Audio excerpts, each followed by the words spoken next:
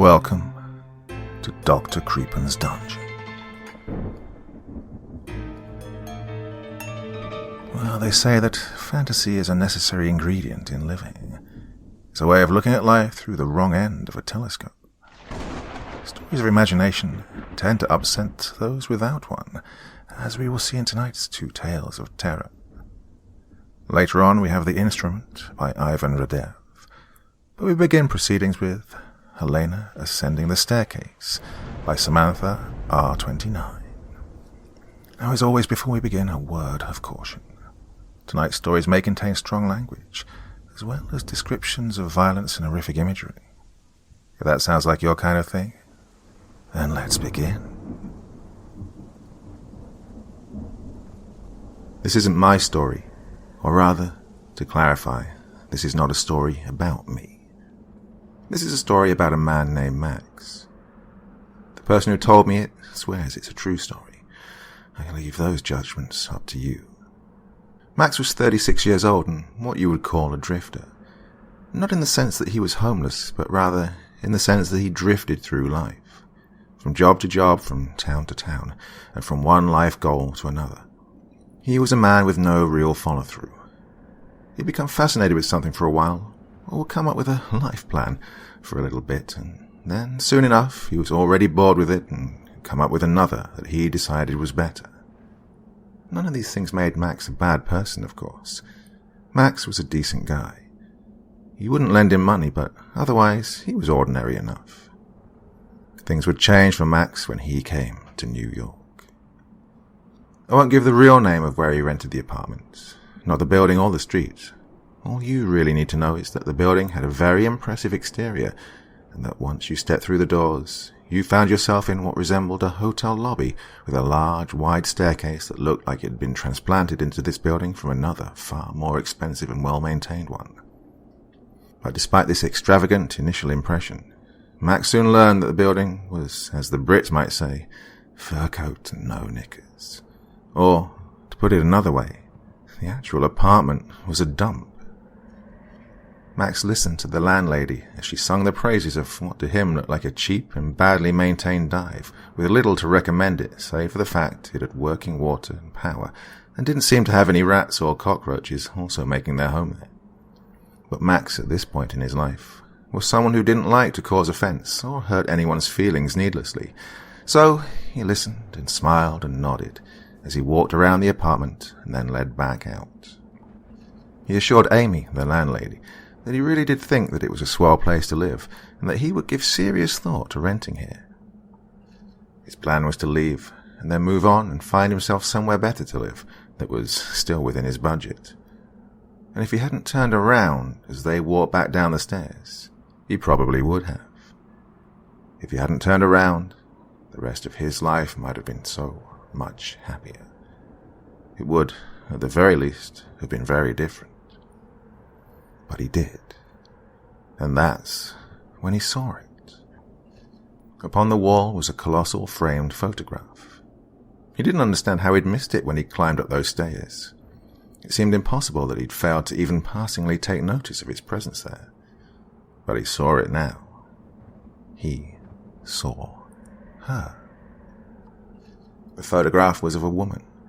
She was clad in a long and expensive-looking dress, the kind you'd expect to see an actress wearing at a red carpet event, or a fashion model to strut down a runway wearing. The dress seemed to swoop back from her curvy frame, as if she'd turned around very suddenly to look at the person taking the picture. Her lips were curled upwards in a smile that just barely showed off her pearly white teeth. Over the top half of her face, she wore what appeared to be some strange form of opera mask, or something of the like. It was impossible to tell the colour, as the photo was black and white, but if he had to guess, he would say it was silver or bone white, from how it appeared in the image. It covered her eyes and most of her nose as well as her forehead. Her raven black hair cascaded down her shoulders, pulled backwards by the feather-like protrusions of the mask. He completely ceased listening to what Amy was saying, and walked towards the photograph. As if in a daze, he stood before it and stared up at her. To him, she was quite possibly the most beautiful woman he had seen in his entire life.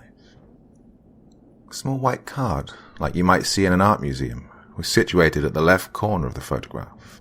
It read, Helena Ascending the Staircase. Artist unknown. Model unknown.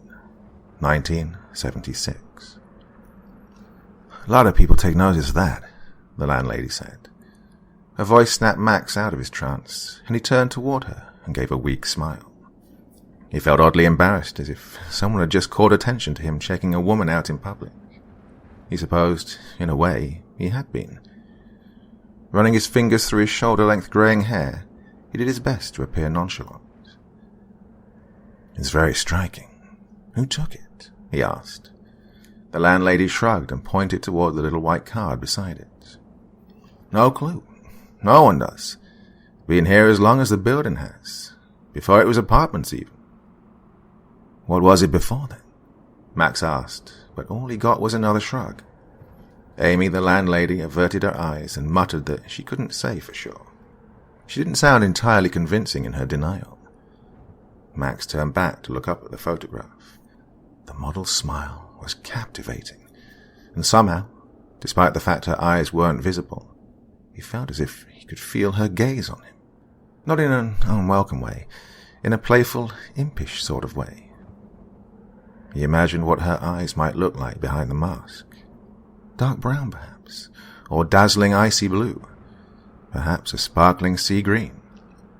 Looking out at him from across the years, that playful and mysterious smile, seeming to say, "Follow me," as she ascended the staircase. "You kept it all this time?" he asked. Amy, the landlady, grunted in reply. "Could never seem to get rid of it." If Max had been paying closer attention to her words, he might have noticed something about the way she said this. Might have caught something in her tone that would have given him pause, or made him want to ask more questions. As it was, there was only one question on his mind right now. How much did you say the rent was? And so Max moved into his new apartment. The rent was very affordable. He had a decent, albeit part-time job that covered it, with a little left over for what he needed to get by when it came to food and other necessities. In his more lucid moments in those first few weeks, he told himself that it was ridiculous that he'd chosen this place for such a frivolous reason. He knew for sure that if he shared with any of his friends or family why he'd picked this apartment building over others that were better in terms of quality or location, they would laugh at him. And yet, each day when he headed out to work, he would cast one last look at her photograph, at Helena ascending the staircase. And each evening when he returned home, he'd be greeted by the sight of her. And no matter how tiring his day, and no matter how thankless and joyless his shift had felt, he would feel himself moved when the sight of her greeted him. He even began to whisper a little greeting to the photograph and say goodbye to it as he left, though only when he was alone. Though in truth, he didn't feel alone, even when no one else was coming or going down the stairs. It felt like she was there with him. Helena. Such a beautiful name. In his free time, he tried to learn who she'd been. He didn't have a great deal to go on, but he had a little. He tried looking up models of the 70s who had gone by the first name Helena. When his search proved fruitless, he began looking up photographers of the 70s and looking through their work, desperate to catch a glimpse of her in another photograph, one that would provide him with a last name and a way to learn more about her. Desperate to find anything that might give him more information about this woman he felt so strangely allured by. He didn't become a shut-in or an obsessive. At least, he didn't think so. He still went out, still did normal things, spent time with friends and co-workers, went to his job.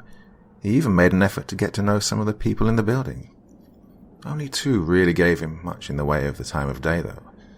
An older man named Joseph, who, depending on what mood you caught him in, could either be somewhat pleasant company or a surly son of a bitch.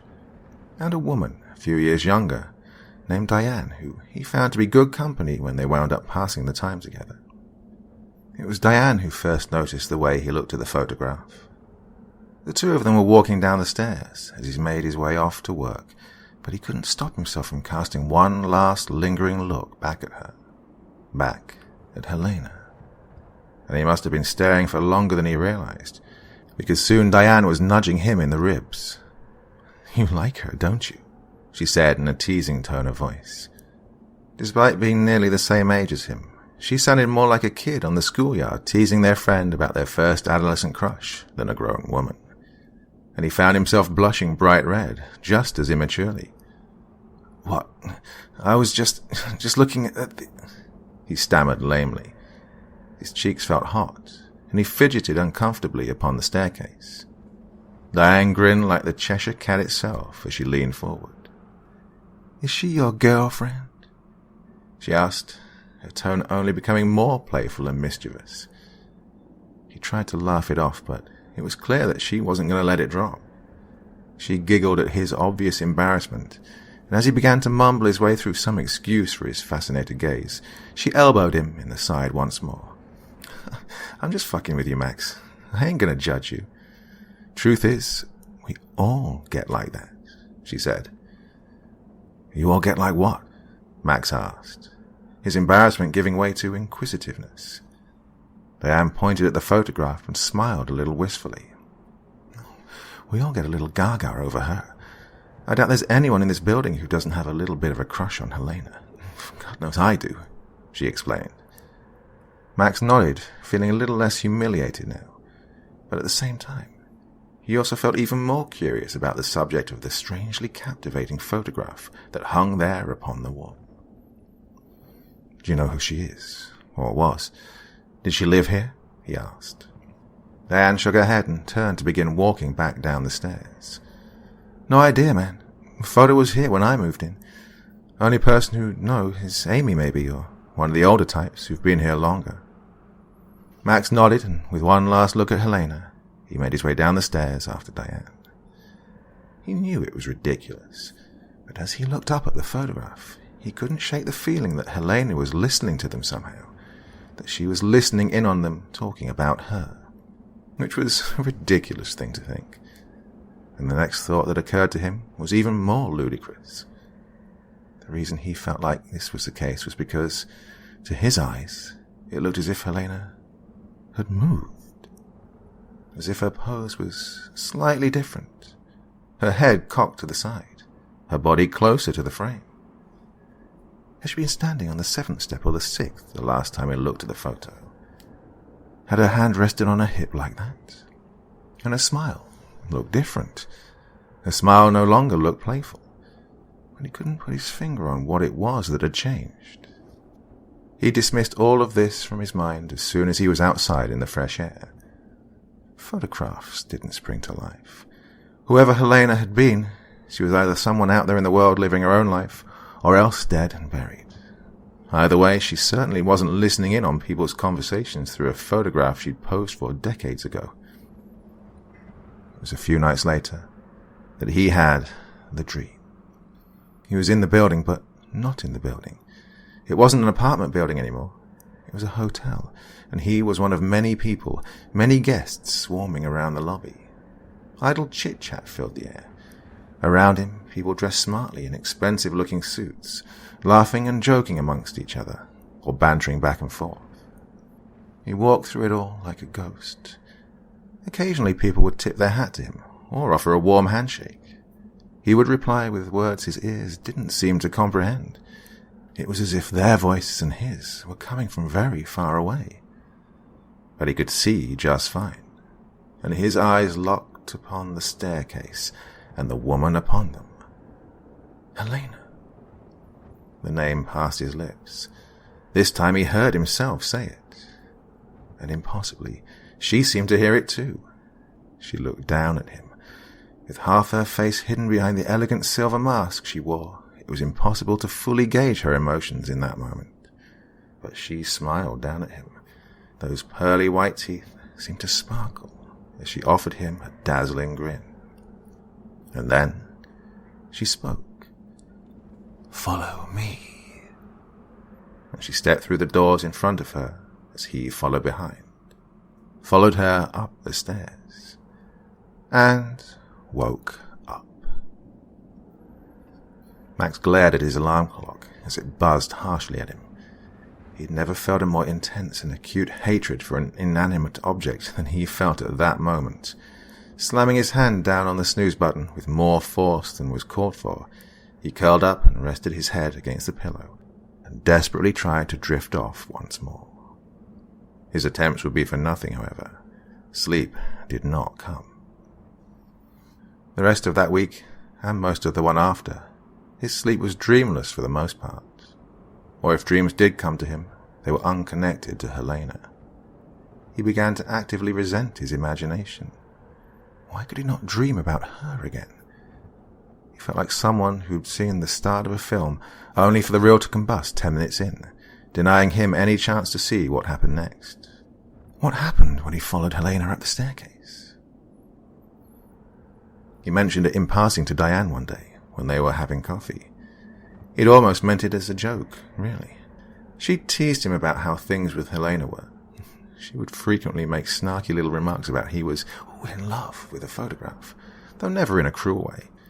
It was the gentle teasing of a friend poking a little fun at another's strangeness, and asked him if she could be jealous that you're trying to steal my girl.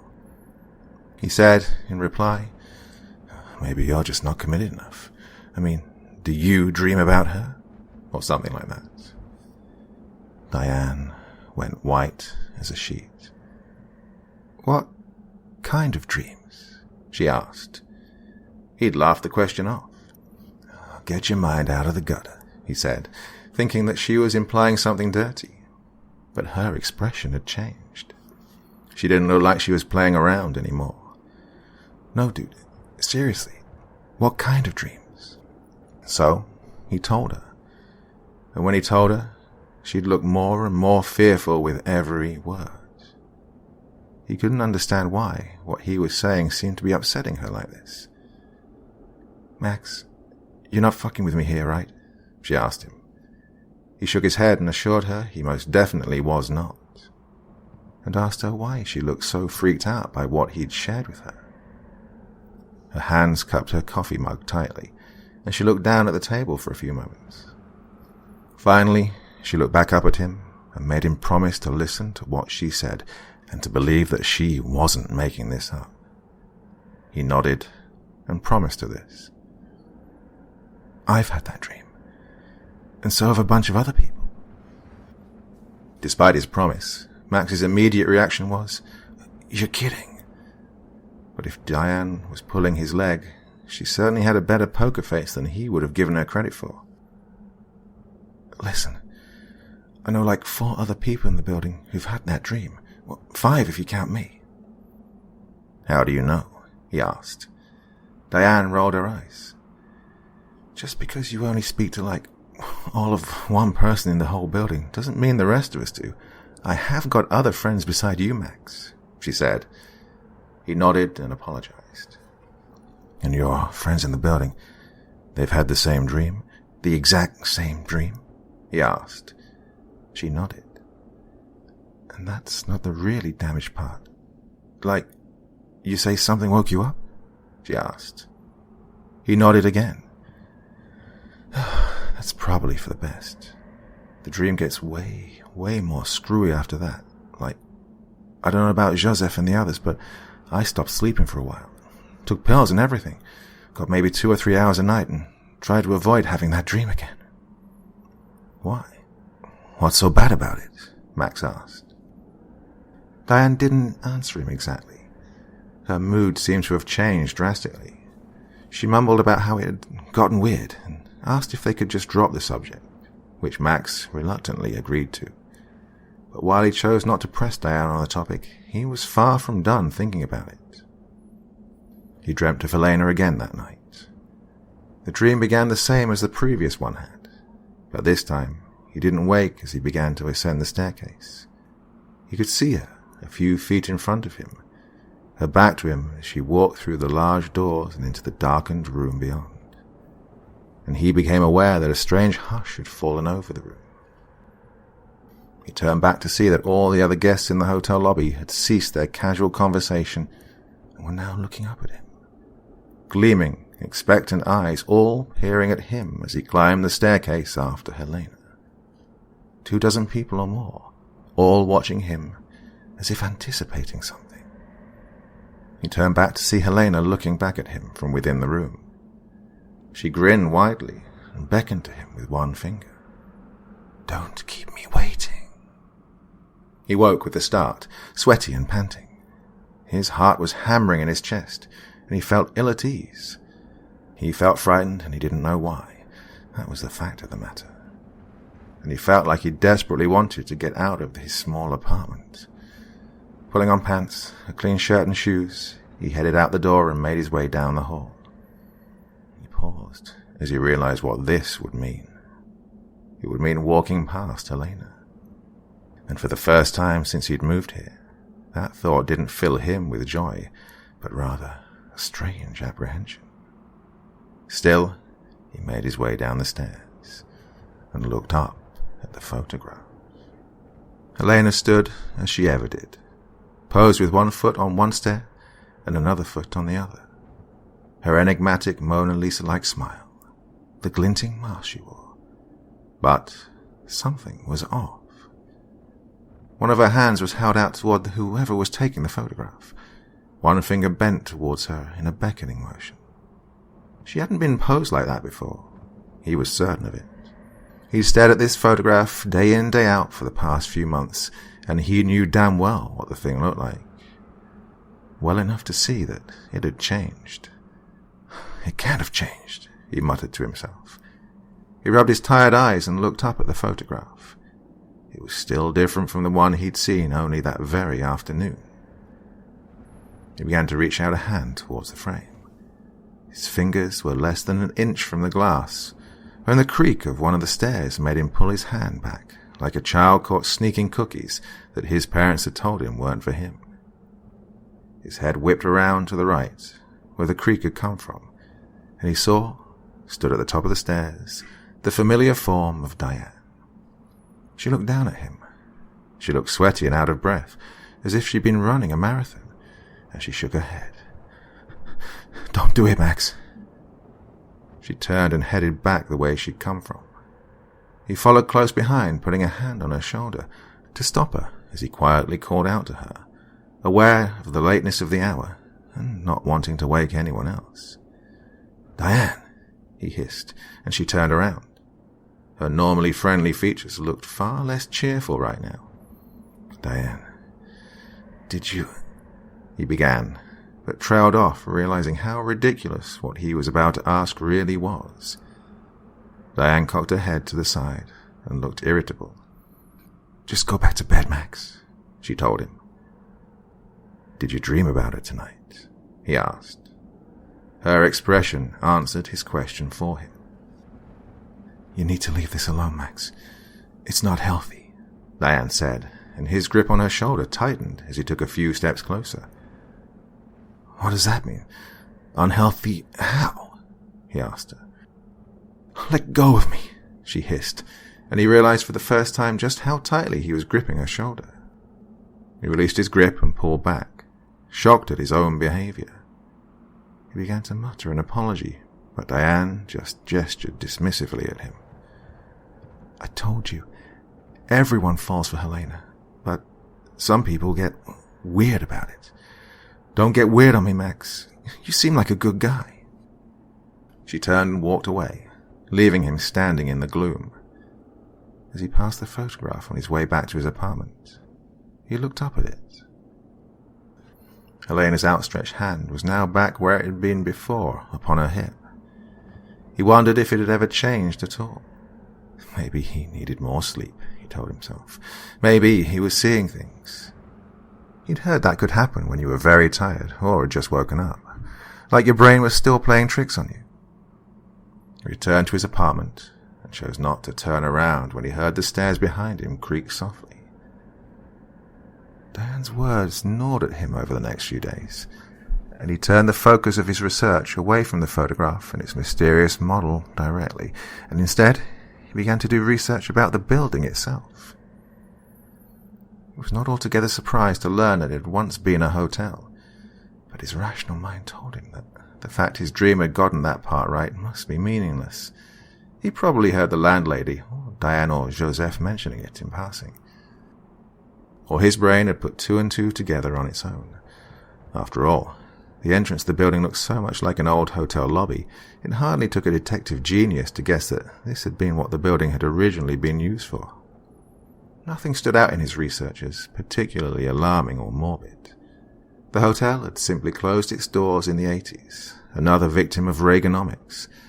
No mentions of any scandal or sinister goings-on, and no mention of the parties like the one in his dream. The hotel hadn't been in an especially wealthy part of the city, after all, so the chances of a party like the one in his dream happening were low. He looked through what old black and white photographs of the place he could find, and one in particular caught his eye. It was 4 men, all dressed very smartly and apparently absorbed in conversation. But it wasn't the faces or the manner they were dressed in that drew his eye. It was what one of them was holding. He was holding a camera. He told himself that it was ridiculous to make the leap his brain was making right now, but all the same, he scrolled through the article, desperate to see if there was some caption that mentioned the man's name. Any of the men's names. It didn't, however. It simply talked about the history of the place, and the few photographs that were scattered throughout the article lacked anything in the way of real information. There was something else about the photograph that seemed off. Something that was itching at the back of his brain, but he couldn't think what it was. He dreamt that night of Helena ascending the staircase. This time the dream was different. This time the chatter of the partygoers around him didn't sound like the meaningless babble of drunk playboys. He still couldn't hear what they were saying clearly, but something about the snippets that he made out made him feel horribly anxious. It was as if his brain was screaming at him to get out of here, to run. What were they saying? Why did it make his skin crawl like this? If he could only concentrate on their words. But that, of course, was not how dreams worked. Instead, just as before, he began to climb the stairs. Just as before, the room fell into a kind of awed hush. Just as before, he looked back at the room to see those eyes peering up at him. Predatory was the word that came to mind. Predatory and cruel. He began to follow Helena into the room beyond the red doors. A chandelier hung from the ceiling, and as Helena twirled her way back into the room, he became aware of soft music playing. Someone was sat in an old piano, playing an accompaniment to it. Helena's laughter came from just a little further into the room. Soft, girlish laughter. Warm and welcoming. How could he be afraid when Helena was here with him? How could anything be wrong? How could anything else matter? Max followed her into the room. And he woke with a start. Grumbling, he rolled over in the bed and wiped the sleep from his eyes. He gazed at the alarm clock by the bed that told him it was 4 a.m. He was about to try and get a couple more hours sleep before he noticed it. The strange smell in the room. It was sweet and fragrant, and unmistakably the smell of perfume. A woman's perfume. Max went from room to room of his small apartment. There were hardly a lot of places to search. He even found himself checking the cupboards and under the bed and chided himself for it. He felt ridiculous. What was he going to do next? See if the bogeyman was hiding in the shadows as well. But he couldn't stop himself. He had to be sure. And when he confirmed that he was alone, he lay back down in bed and tried to tell himself that he was imagining the smell, or that there was some other explanation for it, that it was coming through the air vents from somewhere else in the building. Yeah, that must be it, he told himself. It was the most logical and sensible answer. He couldn't fall back to sleep. It was after work that day when it happened. He made his way up the familiar staircase, looking up at that smiling figure. What was that look on her face? Excitement? Simple happiness? Anticipation? No, it felt like something else. "Who were you, Helena?" he muttered to himself. He was halfway to his apartment when it clicked into place. The thing that had been nagging at him for a little while now. The thing that had been buzzing away in the back of his brain since he'd first found those old photographs of the place when it had been a hotel. Desperately, he searched for the web page he'd seen the pictures on.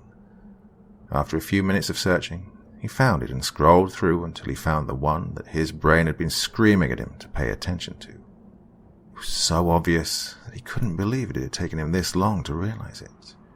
What had been staring him in the face all this time. The picture showed the building's entrance hall when it had been a hotel lobby.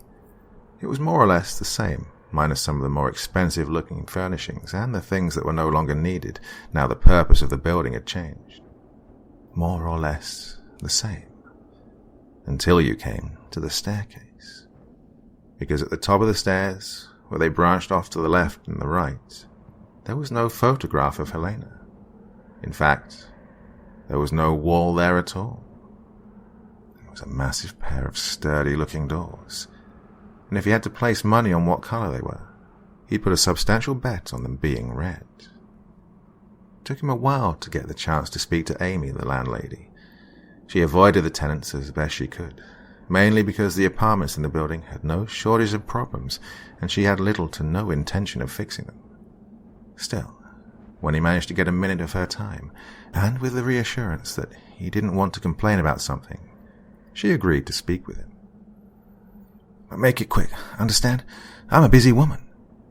He assured her that he would, and asked her if he could talk to her about the building's history.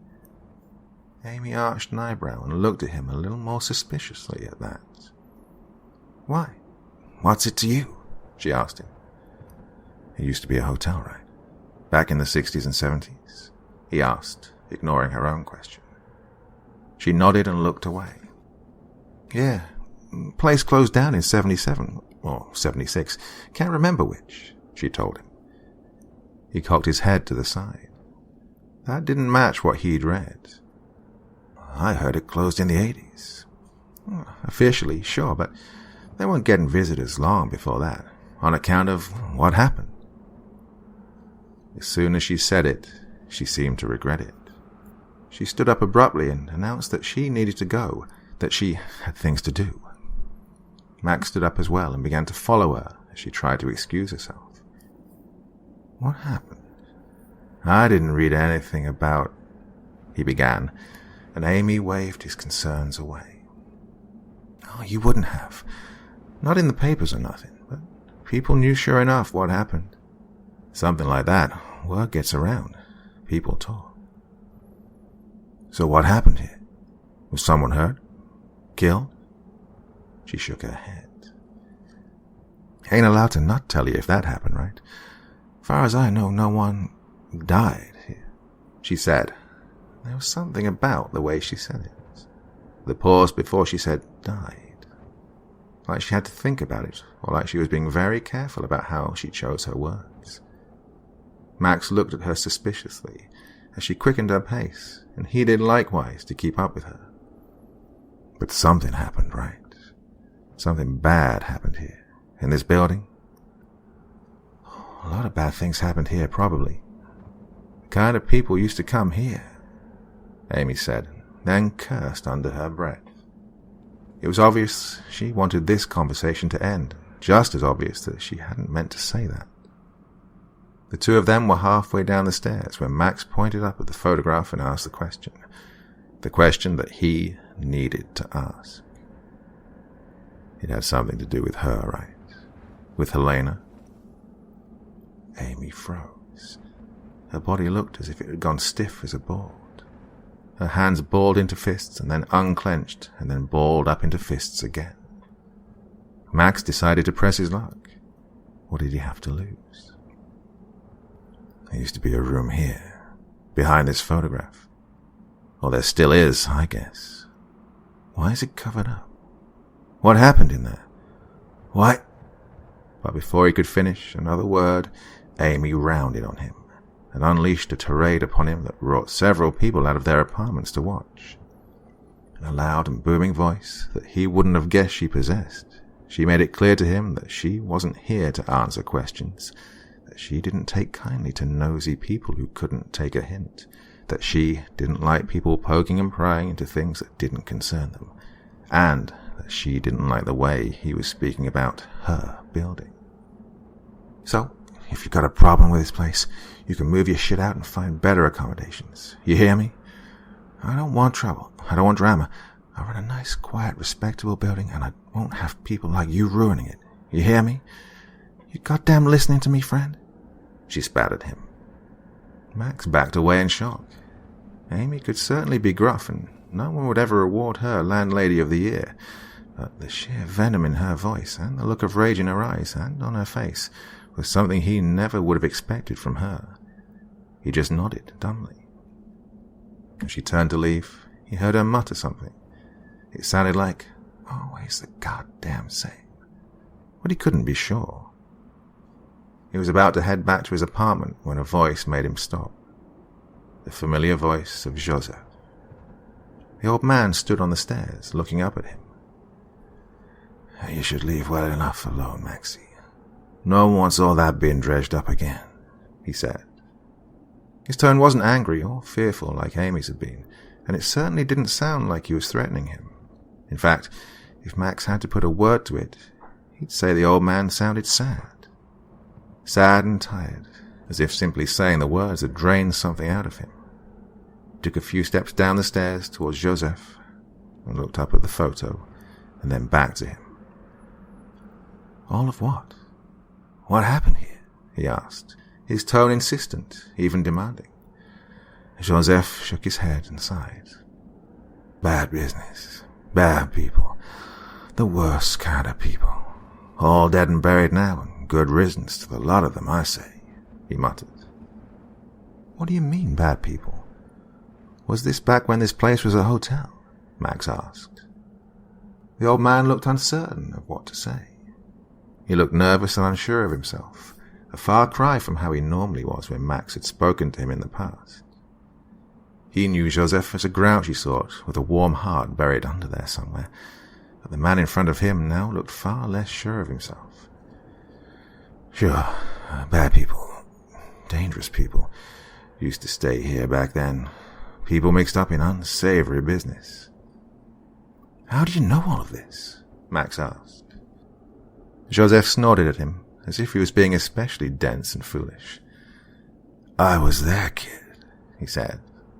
Max looked at him disbelievingly. Joseph seemed to comprehend the emotions playing behind Max's eyes and nodded, his weary face offering Max a smile. Yeah, I really am as old as I look, he chuckled. Max shook his head, worried that he'd offended the man. And that was the last thing he wanted to do because he'd enjoyed Joseph's company in the months since he'd moved in, and because he wanted to hear more. No, I didn't mean that. It's just, you never mentioned. I assumed you'd never been here before this place became apartments, he said. That sure makes an ass out of me and you, Maxie. Yep, I was there. Back when it all happened, he said. Max finished descending the stairs. The two of them now stood facing each other underneath the gaze of Helena. Max felt like he was back in church. He remembered the tight, uncomfortable feeling he would get when he entered the confessional, or when he stood under the gaze of Jesus up on the cross. He deliberately didn't turn to look up at the photograph of Helena. He felt strangely certain that he didn't want to see it right now. When what happened? Look, who used to come here? What happened here? He asked, his voice getting louder and louder. The tenants who had returned to their apartments once more were poking their heads out from behind their doors. He was drawing a crowd, and he didn't care. Joseph fidgeted awkwardly in front of him and shook his head. I didn't have nothing to do with that. I wasn't like them. I wasn't. It didn't have nothing to do with that bad business. I just took pictures. Joseph turned and began to hurriedly make his way up the stairs. His words sunk in. Max looked up at the photograph of Helena. Her lips seemed to have curled further back. Her smile looked wider and less friendly, less kind. He looked at the card beside the photograph. Artist unknown. And he thought about another photograph. A photograph of a sharp-dressed, dark-haired man holding a camera. He imagined that man older. A good few decades older. But still, unmistakably, the same man. He watched as Joseph made his way hurriedly back towards his apartment, and he began to call out to him, began to follow him. But he'd shut and locked the door by the time Max made it down the hallway, and no amount of banging upon it would make him open up. He missed work that day. He went to the library instead and looked through as many old newspapers he could get his hands on. Flipping through the old and yellowing pages, he looked for anything to do with the building, but his search was as fruitless as his earlier one on the internet had been. There was nothing, not a single scrap of useful information. It was as he was angrily flipping through the 10th or maybe even 15th newspaper that it happened. That a single old and crinkled piece of paper fluttered out onto the floor from between the pages. At first he thought he'd ripped the paper by accident, and as he sheepishly bent down to retrieve the page, he prepared himself to apologize to the librarian. But the piece of paper was not from the newspaper at all. It was something someone had tucked between the pages like a bookmark, though this was no bookmark either. It was a sheet of paper with the words "missing" printed on it. It was short on details, just a phone number to call if you could help, and a name and an address. The name was Helena Chandler, and the photograph of her was the second that Max had seen. He slept uneasily that night. He tossed and turned in his bed, and the dream came to him again. This time he could hear the music filling the hotel lobby as the guests chatted around him. This time he could hear what they were saying, every sickening word, every vile syllable, and he knew that he should feel nauseated, repulsed, angry even. He knew he should take the glass in his hand and smash it against the nearest cranium, and yet instead he shook hands and laughed and bantered with them as he made his way through the room, toward the staircase, toward Helena. "Darling, what have you got for us tonight?" he called out to her. His voice wasn't his own.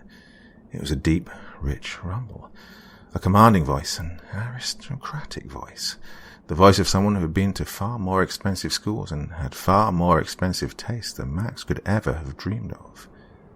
Helena looked down at him and smiled. "Come and see." As she ascended the staircase, he followed her through the red doors. The chandelier dangled from the ceiling. Along the walls, the various mirrors reflected the room back on itself. The floor tiles were mirrored as well. The music grew louder. Helena was twirling and dancing ahead of him. Helena. His Helena. All he had to do was give himself to her. The man at the piano was playing faster. White keys were turning to red. The partygoers were laughing. He was laughing. Or was he crying? Somewhere behind him, someone took a photograph. He woke with a strangled scream. It died in his throat, and he clamped his hand across his mouth, not wanting to wake the people in the apartments next to his. His room smelt strange and sweet, and almost sickly. And he knew what he had to do. He crept down the stairs. No one was awake at this hour, he was sure. He crept down the stairs and looked up at the photograph of Helena. His hands, slick with sweat, took as firm a grip as he could of the frame. Gently, he pulled the photo off the wall and placed it gingerly against the stairs to his left. All that remained now was that hideous wallpaper. Slowly and surely, he began to claw at it, dig his nails into it and rip it strip after strip away, revealing what lay behind it. What had he always told himself? The landlady of this place was cheap, far too cheap to brick anything over if there was a quicker, less expensive solution. And behind that garish wallpaper was a pair of large red doors. The paint was old and worn and chipped. They looked far less majestic than the ones in his dream, but they were still clearly one and the same. He pushed gently on them, and they swung inwards as if they'd been waiting for him, waiting for his touch, an invitation, a summoning. The room inside smelt musty and hot. If heat could be said to have an odour, this would be it. The smell of a room that had once had a large number of bodies inside, generating heat and sweat and rage and fear and pain. He stepped inside. The chandelier was covered in cobwebs. Likewise, the piano had a coating of filth and grime upon it. Some of the mirrors upon the walls and the floor had become cracked, and as he stepped into the room, he heard the glass splinter further beneath his shoes. He didn't concern himself with the noise. He didn't concern himself with anything. He'd put on his best suit, the one he wore for work. It still felt shabby and cheap in these surroundings. If he strained his ears, he could hear music and chatter, the occasional burst of laughter. He was alone in the room. Behind him, the stairs creaked. Someone was coming up the stairs. He turned and smiled. Helena was ascending the staircase. She was dressed in a long, flowing black and violet gown. The silver mask over her eyes was extravagant and beautiful, a sight to behold. She was impossible, impossibly perfect, impossibly flawless, forever. "You came to me," she said. Her voice was soft and gentle like a caress, but he could hear it just fine. It was as if, though little more than a whisper, it carried straight through to his brain. The music swelled. She entered the room, took him in her arms. The two began to move confidently across the mirrored floor. Max had never danced before, not like this, but the steps seemed known to him. It felt the most natural thing in the world.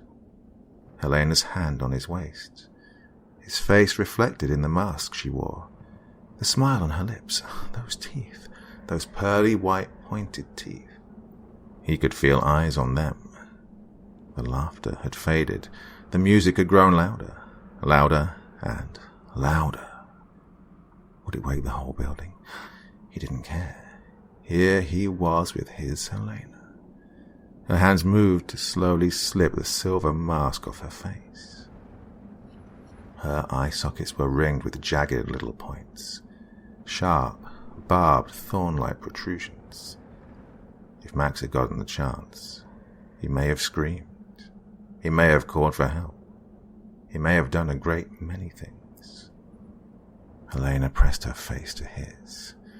Everything went red and then black. Jets of thick, dark red coated the dusty, mirrored floor beneath the two of them as they danced and twirled across it.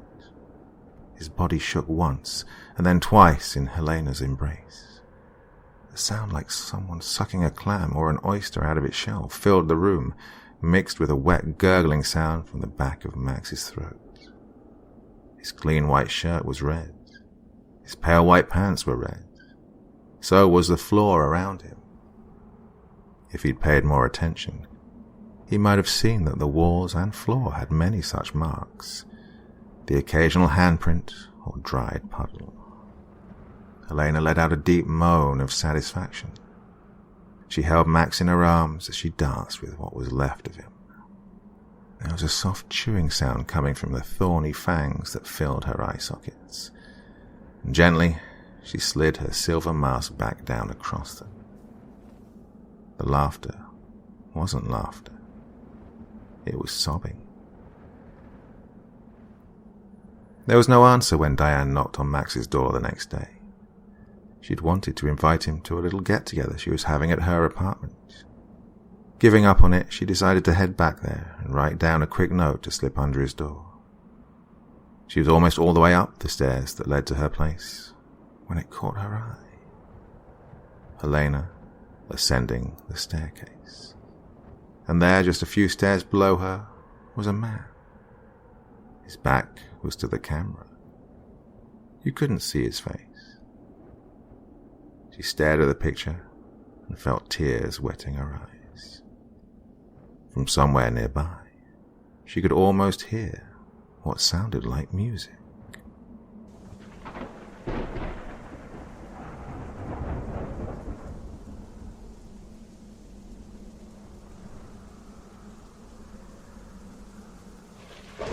Well, only 31 to go.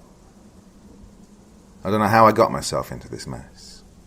All I remember is me and my buddy Josh talking over a scotch on a Friday night about how he'd rented a rundown utility building around the city centre. He told me he wants to make it a nice, cosy pub, much like the one we frequent. Next thing I know, I get a call the following morning where he tells me I could earn the easiest $150 of my life. It's not going to take you long, mate. Tuning a piano is easier than it sounds. His sweet lies came just 2 days after my rent's due date, so, well, I agreed. I was a music major in college. I'd seen how they do the job before, and watching a couple of YouTube videos gave me confidence that it really wouldn't be too hard. It didn't take me long to realize how freaking wrong I was. To start, I arrived at the pub-to-be, only to be greeted by a literal inch of dust. It was covering everything besides a small path in the middle of the room, through which they dragged the piano and the bar equipment. I'm by no means a germaphobe. If I was, I'd be dead. But I still had to clean around my workplace. Otherwise, I risked lung cancer by the time I'd finished. That task in itself took about an hour. And secondly, the piano, if you could even call it that, was an old wreck. Its soft pedal fell victim long ago. There were 5 strings that had rusted beyond salvation and a myriad of other broken parts that had me walk the half-mile distance to the nearest music shop 2 times already. What bothered me was that I wasn't even expected to do a good job. It would still sound pretty bad by the time I was done with it. Josh was always aware of that inevitability. After all, it would only ever be used to play sappy drunk men songs in the middle of the night. Making matters worse, the sun had been blazing ever since early morning, making me fry in my own sauce inside the 1-story glorified shed. Its old, black metal roof served much like an improvised camp stove, making the heat inside almost unbearable. It all seemed really depressing at that point, my chances of freeing myself from working on Sunday dwindling together with my patience. Oh, I really needed help. I called Josh, demanding compensation, but all he offered was buying me a beer, and 2 hours later I was still waiting for it. I'd say I was properly pissed at that point. I decided to go out, take some fresh air, vent a bit of my frustration, and accept the fact I'd be working throughout the whole weekend. Nothing could be done about that, really. I managed to fix the first 57 keys, and although it has 88 in total, I started from the bass. That meant I still had most of the triple-string keys to do. Basically, there were 93 potentially broken strings ahead of me, which would entail another music shop trip, and a lot of alcohol. I was done. As I was wallowing in self-pity, something rather peculiar happened. The heavy summer air started ringing with this weird melody. It sounded like a broken string instrument, or perhaps a music box, playing a simple yet intriguing tune. It would go for 2 bars and then stop, only to clank a tone infrequently. It was as if something was missing, but it would always come back to start that short part which really grabbed my attention. This is some sort of minor chord with... What is this interval? I wondered, confused since, although nothing was really out of the ordinary, I couldn't really understand how it could sound so beautiful. It must be microtones. I just don't know what else it could be. Flashbacks to my student life started going through my mind. We studied microtones, sounds that lie between 2 piano keys, and I knew some composers had used them. I remembered a professor mentioning how Debussy was inspired by them after hearing a foreign musician play. Nevertheless, these sounds were always so very unpopular, to the point I couldn't recall a single piece with them. The tune kept on going in the background, and I was transfixed. It was something otherworldly, even with how much of it was missing. I just couldn't fathom who would create such a piece. Drawn in by the sound, I started walking to the back of Josh's shack. When I turned the corner, I was met with a sight even more confusing than the mic. There stood a young girl with long black hair, wearing a perfectly white summer dress spanning just below her knees. Her skin was pale, almost unnaturally so for the middle of August. The wind was playing with the light fabric and her hair so gently, I felt dazed. I couldn't make out much more detail from the distance I was at, but I saw she was cranking an odd contraption placed atop a rustic wooden table. The inexplicably haunting melody coming from underneath her hands drew me forwards. Next thing I remember, I was standing right in front of her, looking into her deep brown eyes. She had little makeup, besides the red lipstick she was wearing. It stood out on her white face, much like blood on snow. She was undeniably beautiful, her mesmerizing smile forcing my heart to skip a beat. I felt like a teenager who'd just fallen in love, sweaty and confused, ready to run for cover. "Would you like to join me?" she asked, looking me straight in the eyes. I should have asked myself questions, like, how was she there? What was she doing in the back of the pub? Why did she decide to play that weird thing? Who brought the table? Isn't this all too good to be true? Nevertheless, I was spellbound. I think I just nodded in agreement, not realizing what I was getting myself into. "Take a look at this." She pointed her thin hand at the large, improvised music box in front of us. At the core of it was a copper hammer attached to a big cranking wheel she was operating by hand. It was moving along an iron rail, which had rusted to the point it got uneven, making the music have this sad timbre. As the plank moved, it would hit these small copper nuts and silver coins attached to a long copper cable. Looking at it, I realized how it managed to produce tones that a piano wouldn't, but I found it confusing. How could something so old and broken still make such grasping sounds? It should have been a screeching mess, interrupted by dysrhythmic clangor every time the hammer bumped into the rotten iron. I was perplexed. No logical explanation came to my mind as to how the instrument was working. I stared at it, hypnotized, time slipping away from me with every loop passing by. The summer sun is not a reliable time-teller, the minutes and hours flying by as it refuses to leave the sky and settle under the horizon. "Oh, evening time is upon us." She stopped playing. "Would you care to join us for dinner?" I was so focused on the musical contraption, I somehow forgot she was there. I lifted my gaze to meet hers, and I saw her umber eyes, but I wasn't in the backyard anymore. We were at the back seat of a luxurious-looking SUV, coming into which I had no recollections of. A cold shiver ran down my spine, but there was something about her, something that reassured me that it was going to be fine. Perhaps that's the way a succubus abducts her victims to hell, but at that moment I felt as if I could trust her with my life. Her eyes showed no malice. Her expression was strangely positive, almost childlike.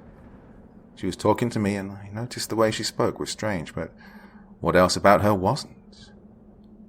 She explained to me we were going to her house, and I'd meet her family. She told me she had 2 brothers who meant the world to her, and a stout, conservative father who was very kind at heart despite his appearance. I was getting myself into a huge mess.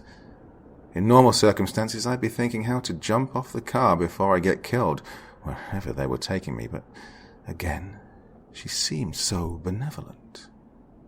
Her words painted a picture of a happy, loving home where I'd be accepted with open arms.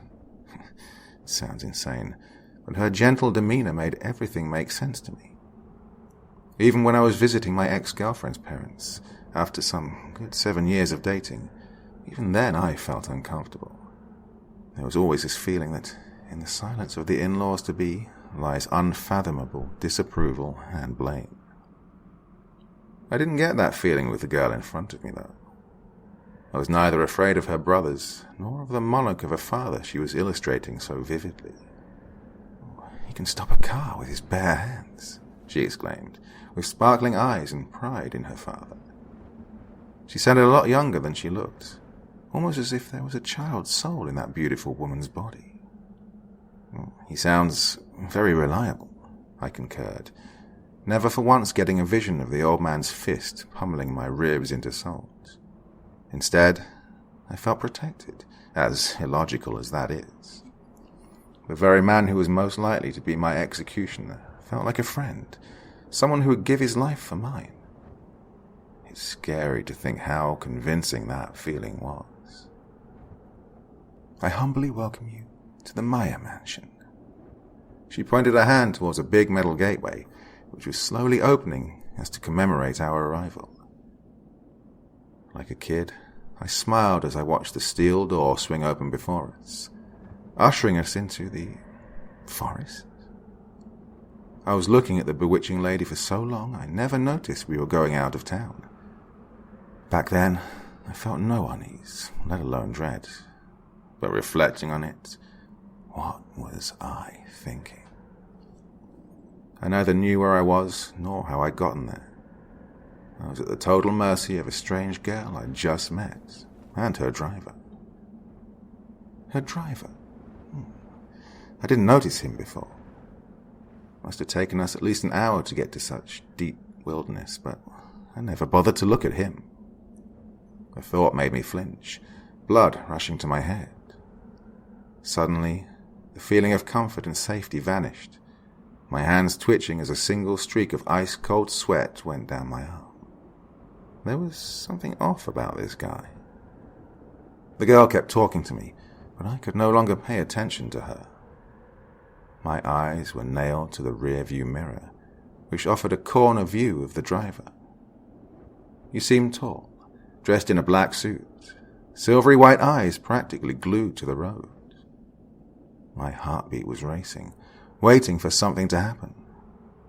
His gaze was really unusual. Not only did he not blink once whilst driving, but his eyes were just so dead. He wasn't looking at me through the mirror, but I felt this discomforting sensation, like I was being watched by him, well, by something. My subconsciousness was preparing me for a fight, pumping pain-numbing adrenaline through my veins. Couldn't find any reasonable explanation why the driver upset me so much, considering he had so far done nothing out of the ordinary, unlike the girl. Perhaps it was his pale, pastel-textured skin that attracted my attention the most, but that alone shouldn't be a reason to feel such primal fear towards him. "Hey, you can give Albert your jacket if you like." The girl was smiling at me as we were going through a big wooden door, almost twice my height. Once again, time just slipped through under me. I frantically looked around to see where the driver was, my eyes hunting through the shadowy garden behind us, seeking to find evidence, a silhouette, that the snow-skinned man was a safe distance away. I investigated every corner, every wallowing branch, but I could see neither the car nor its driver. "Sir, if you would." A gloved hand was the first thing I saw as I turned my head around. My breath froze, and my teeth started clattering. It was him. Somehow, he was behind me, extending his right hand towards me in what would otherwise be an elegant gesture, offering to take my summer jacket to a hanger. I looked at him, dazed and petrified. I couldn't move. I couldn't say a word. He was not making eye contact, and it didn't help that he had slightly bent down his head, akin to a bow. "You don't have to, if you wish not to. Come on, dinner time is upon us." The girl pulled my left hand, turning her head around to beam a wide smile at me. Her intervention shook some of the fear off me, but now I was weary. There was just no logical reason to believe she was innately good, while, I guess the butler, was seeping evil out of his every pore. I followed the girl while tracking her escort out of the corner of my eye. The house had a huge entryway, with two enormous, symmetrical stairwells extending on either side. The design was rustic and featured a lot of paintings, some of which I even recognized. I don't quite believe it myself, but I can swear I saw a Monet there. I would write it off as a very good imitation or a print, but the impeccably polished wooden interior was complemented by a huge and extremely detailed Arabic carpet, covering most of the floor in the room. Those tend to cost well over $10,000, and I guess they're hard to replicate for cheap. I couldn't think about art too much, though, as to my disdain, the butler continued walking with us, just a few steps behind us.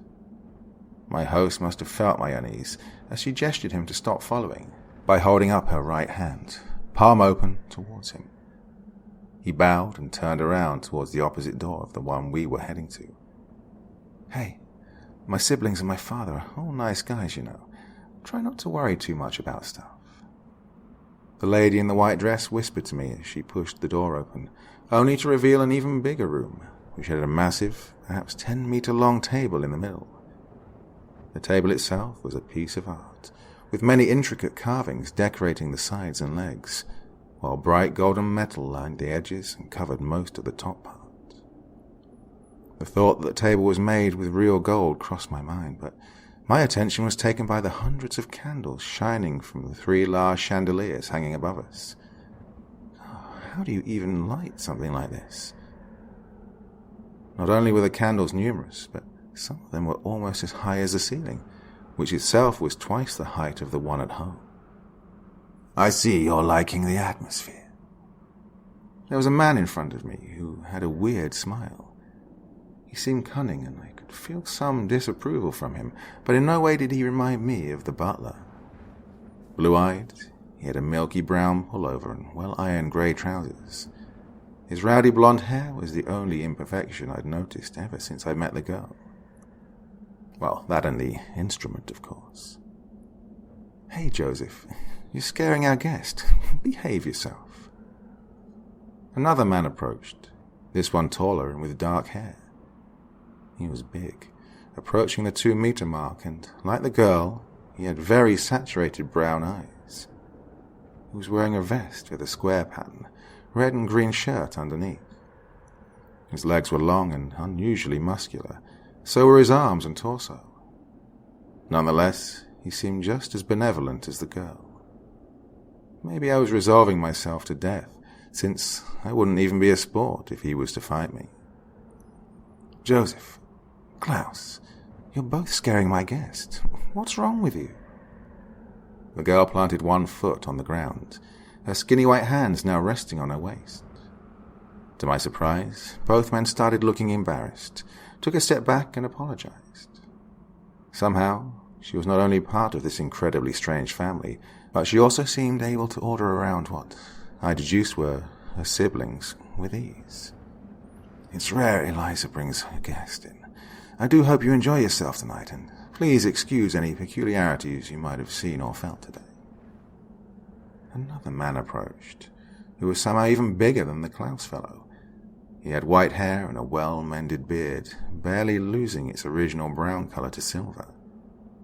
He was wearing a suit, which is a weird attire for the usual home dinner, but nothing about my situation was quite normal anyway. Also, when he apologized for what I'd gone through that day, he sounded genuine. Back then I didn't notice, but I guess the others were too excited to think too much about what it felt for me, a newcomer, to catch a glimpse of their world. The silver cutlery, the golden table, the candlelit mansion in a forest that's not even on the map. Those were all beautiful things to experience, looking back on it. And Eliza, she was the most beautiful girl I'd ever laid eyes upon. She was blushing at her father's remark, and I felt myself becoming lightheaded to the point of giddiness. I was afraid to keep looking at her, surrounded by the 3 men, but for some reason I felt I wasn't in control of myself anymore. If this strange attraction was to be the cause of my death, I was fine with it. Living to become old only to slowly rot away to cancer or diabetes was not for me. At least, that's what I thought back then. "So," she stuttered, "this is my father Nicholas and my 2 brothers, Klaus on the right and Joseph on the left." Nice to meet you, I uttered awkwardly, as I was still regaining my mental composure. Come on, let's eat, the blonde one, Joseph, ushered. I can kill for a meal right about now. His use of words took me aback, and not in a particularly good way. I wasn't the only one, though, as I noticed everyone else frowning at him. That gave me some sense of security, a rather fake one, but still I could sit down at the obscenely large table without fearing I'll be on it later on. The whole ordeal had made me hungry, and I thought I might as well try some of that good life before kicking the bucket.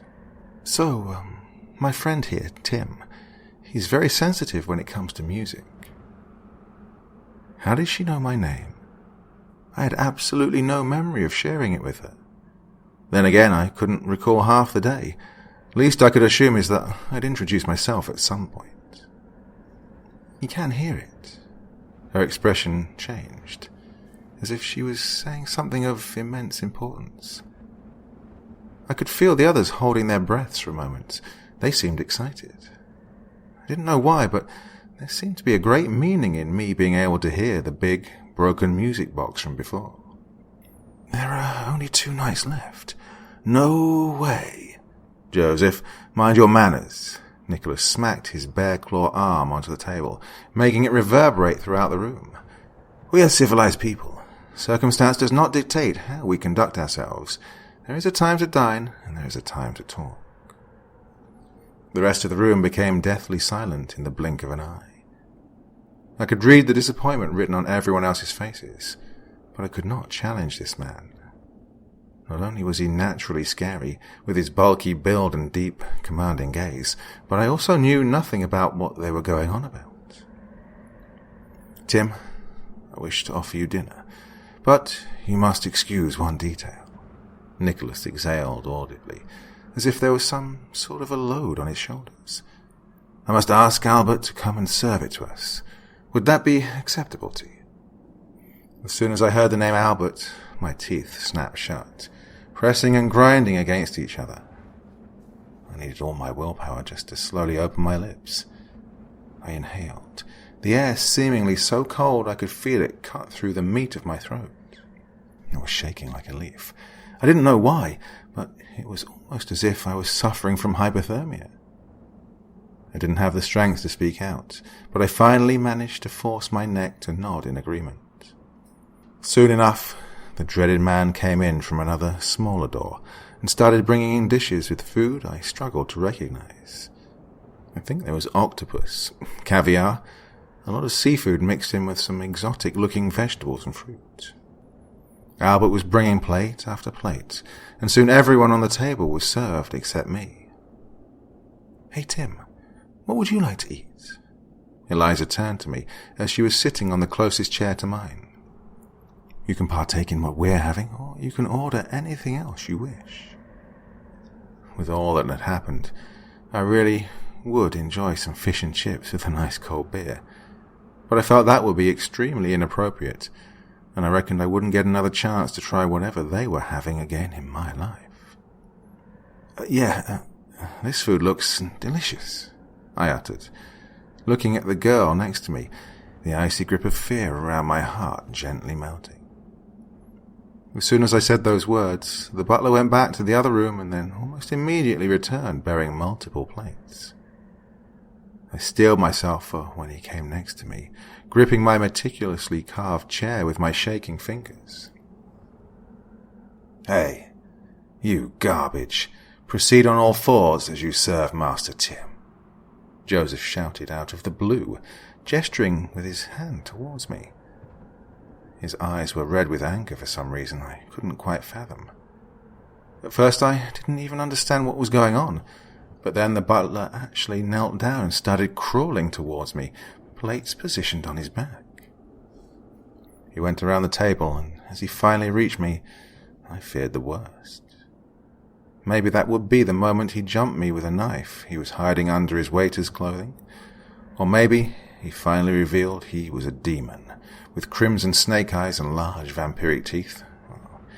If anything, Joseph's humiliating order would be enough to push a good man who had a bad day over the brink, let alone this creep.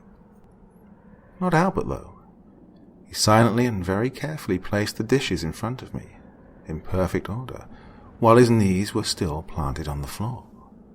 Then, after he was done, he crawled back to the other room where I wouldn't see him any more that night. At least, as far as I can remember, which unfortunately doesn't say much. The mood quickly shifted afterwards, as Eliza clapped her hands in delight and ushered me to eat. The food was tasty in ways I can't even describe. I've honestly never eaten anything quite like what I had that very first night in Maya Mansion. I experienced a masterful blend of textures, tastes and aromas, all packed up in dishes that not only overjoyed the receptors in my mouth, but also looked very much like art. The great food and the mellow wine, Eliza's smile next to me and the gentle, warm embrace of the grand fireplace across me, it all made me so strangely happy and tired.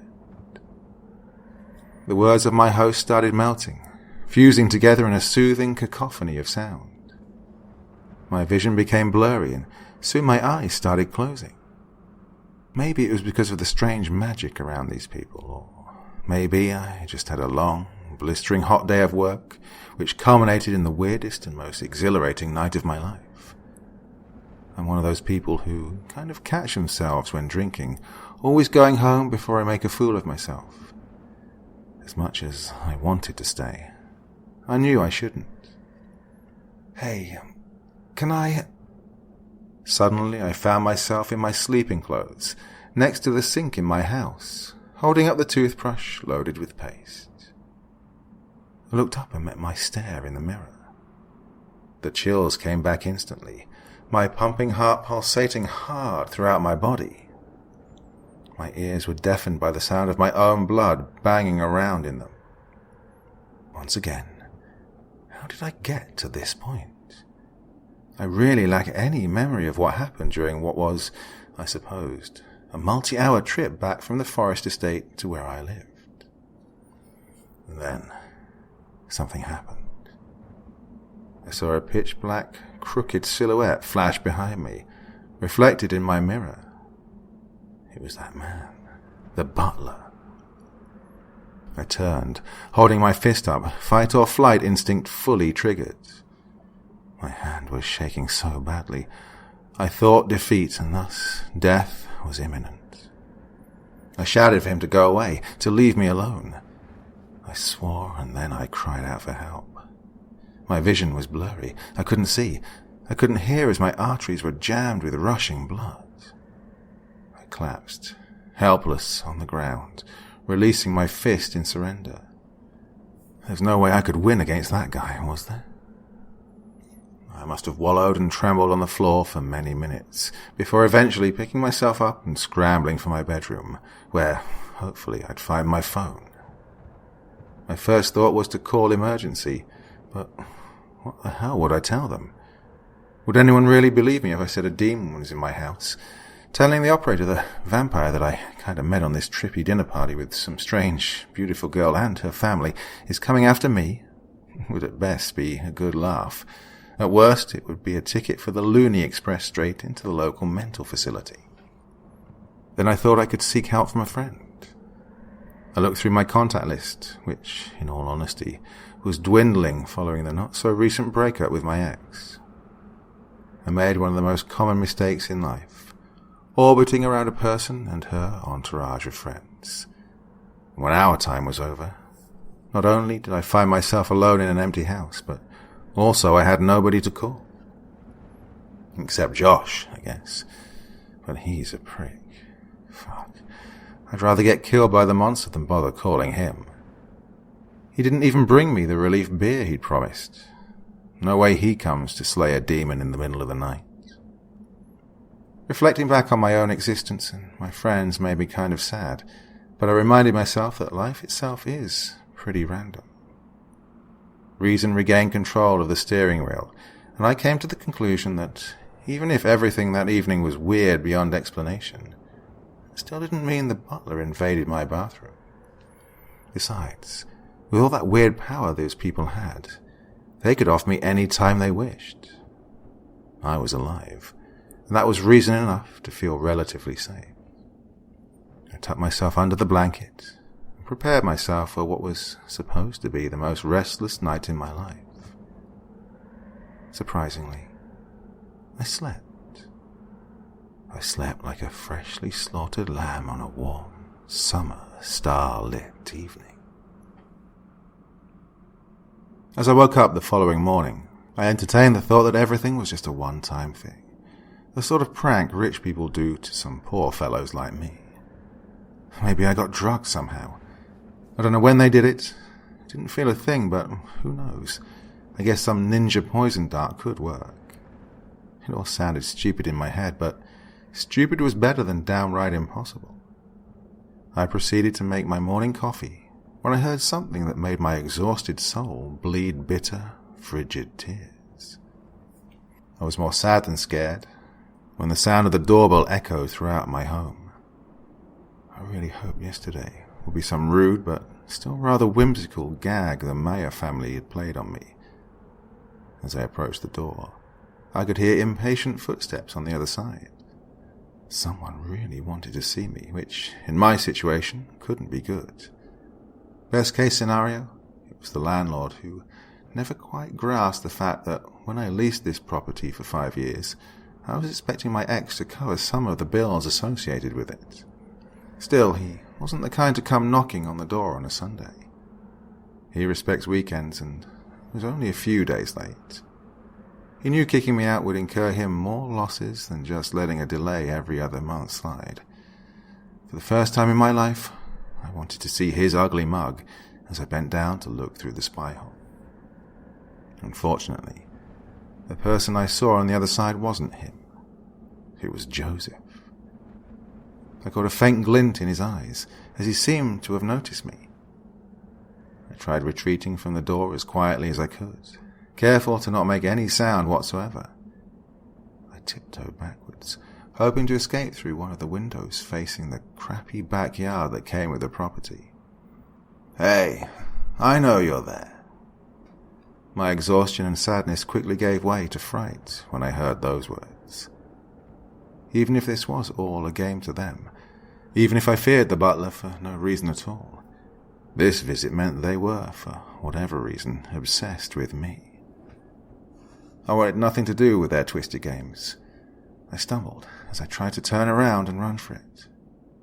My body made a loud thud as I bounced off the floor and sprinted towards the other side of the house. "Hey, please don't run. Look, this isn't what you think it is." He was a fool if he thought I'd believe him at that point. Besides, even I didn't know what I thought this whole thing was. I was so confused and utterly scared that I wouldn't be able to stop my neglected muscles from heading the way they were heading, even if I actually wanted to. My house wasn't big by any means.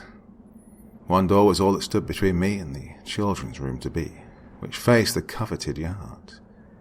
I slammed myself through it without ever slowing down, knocking the door off both its hinges. As this new obstacle fell on my path, it tripped me over. I could see the ground getting closer as I flew towards it. I put my hands in front of my face, bracing for impact. I clenched my teeth, ready to immediately pull myself up and jump through the window. Instead of pain, however, what I felt was much worse. Two long, white hands caught me softly, entangling themselves around me. With what seemed like no effort at all, the butler had my body suspended mid-flight. His hands were extended far away from his body. He was holding on to me, but somehow he didn't seem to feel my weight at all. His posture was such that it seemed as if he was either nailed to the floor or he weighed a literal ton. I screamed in panic as I felt like a swine about to meet the axe. I struggled, kicking around and landing a few elbow hits on his face and neck, but he didn't even flinch. It was like fighting a cold rock. After a few seconds of struggle, he started to slowly put me down so I could stand on my own 2 feet again. His skin was just as cold as his white, uncaring eyes. I could feel the creeping Arctic chill penetrate my clothes and nail itself deep in me. I trembled so hard it felt my tissue would shatter, blasting thousands of bloody ice shards all around. Being touched by that thing, I knew at that moment, well, I knew it wasn't human. Master Tim, you must excuse me, but running away just can't do. For all my life, I thought I'd meet my end in a witty, book-worthy way. I thought I'd be one of those guys who'd crack a bad joke on their deathbed and then just kind of die, so everybody's confused as to what to feel. In reality, though, I was frozen stiff. I wanted to run, but I just couldn't. In part, I knew that even if I tried, I wouldn't be able to outrun that thing. It was just unnaturally strong. At that moment, though, I didn't really think much. I felt, commanded to do as he said. It had this weird presence. I just couldn't disobey his instructions. His empty eyes impaled my mind and fixed it to his will. I was able to reason, think and feel, but at the same time I knew what he said to be true. There was no aggression in him. If anything, his posture looked as if he was showing reverence towards me. It was just that something within him was so strong and powerful that it gripped my conscience with its sharp, algid claws and crushed my will into submission. If you would, please follow me to the car. My eyes traced the man as he slowly walked past me towards the entrance, where I'd seen Joseph before. He showed no hatred, malice, or hostility. Nothing to suggest he was going to hurt me if I dashed to the backyard window, but I knew I must comply. He had me on an invisible leash, shackled to his voice. Maybe that's how true fear works, but I felt almost as if I was looking up to him. Puppeteered, my feet lifted, and I walked. In rhythm with the butler, I made step after step after step.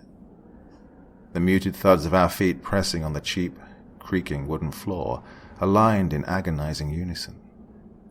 Perfectly spaced apart, our footsteps were akin to a metronome. Tirelessly counting the beats of suffocating fear, my heart pushed through my veins. 1, 2, 3, 4. 1, 2, 3, 4. 1, 2, tap. I inhaled violently, almost as if I was awoken from a very deep, catatonic slumber. My senses sharpened, forcing time itself to warp for a heartbeat. The being in front of me, he was tapping that song. He was walking, stumbling in a way that was clearly similar to the rhythm of the song I'd heard the music box play. My ears started ringing. I could hear the tones as if I was there, behind Josh's pub, listening to that unworldly tune. I could feel the metallic taste of the nuts and bolts that made up the old, hand-cranked instrument. I could hear, feel, even taste the music. I was strung onto that device, moved by the strange power of the man before me, hitting every beat with utmost precision. For a brief moment, it felt like I descended to a plane where sound was more than a mechanical wave reverberating through the air. I could touch the music. I could talk to it. And not only that strange piece with the microtones, I could feel everything. Hey, you there. Hey, Tim. Don't tell me you fucking broke. I got literally shaken out of the trance I found myself in. In front of me, I saw Joseph, worried, shaking me to the point of pain.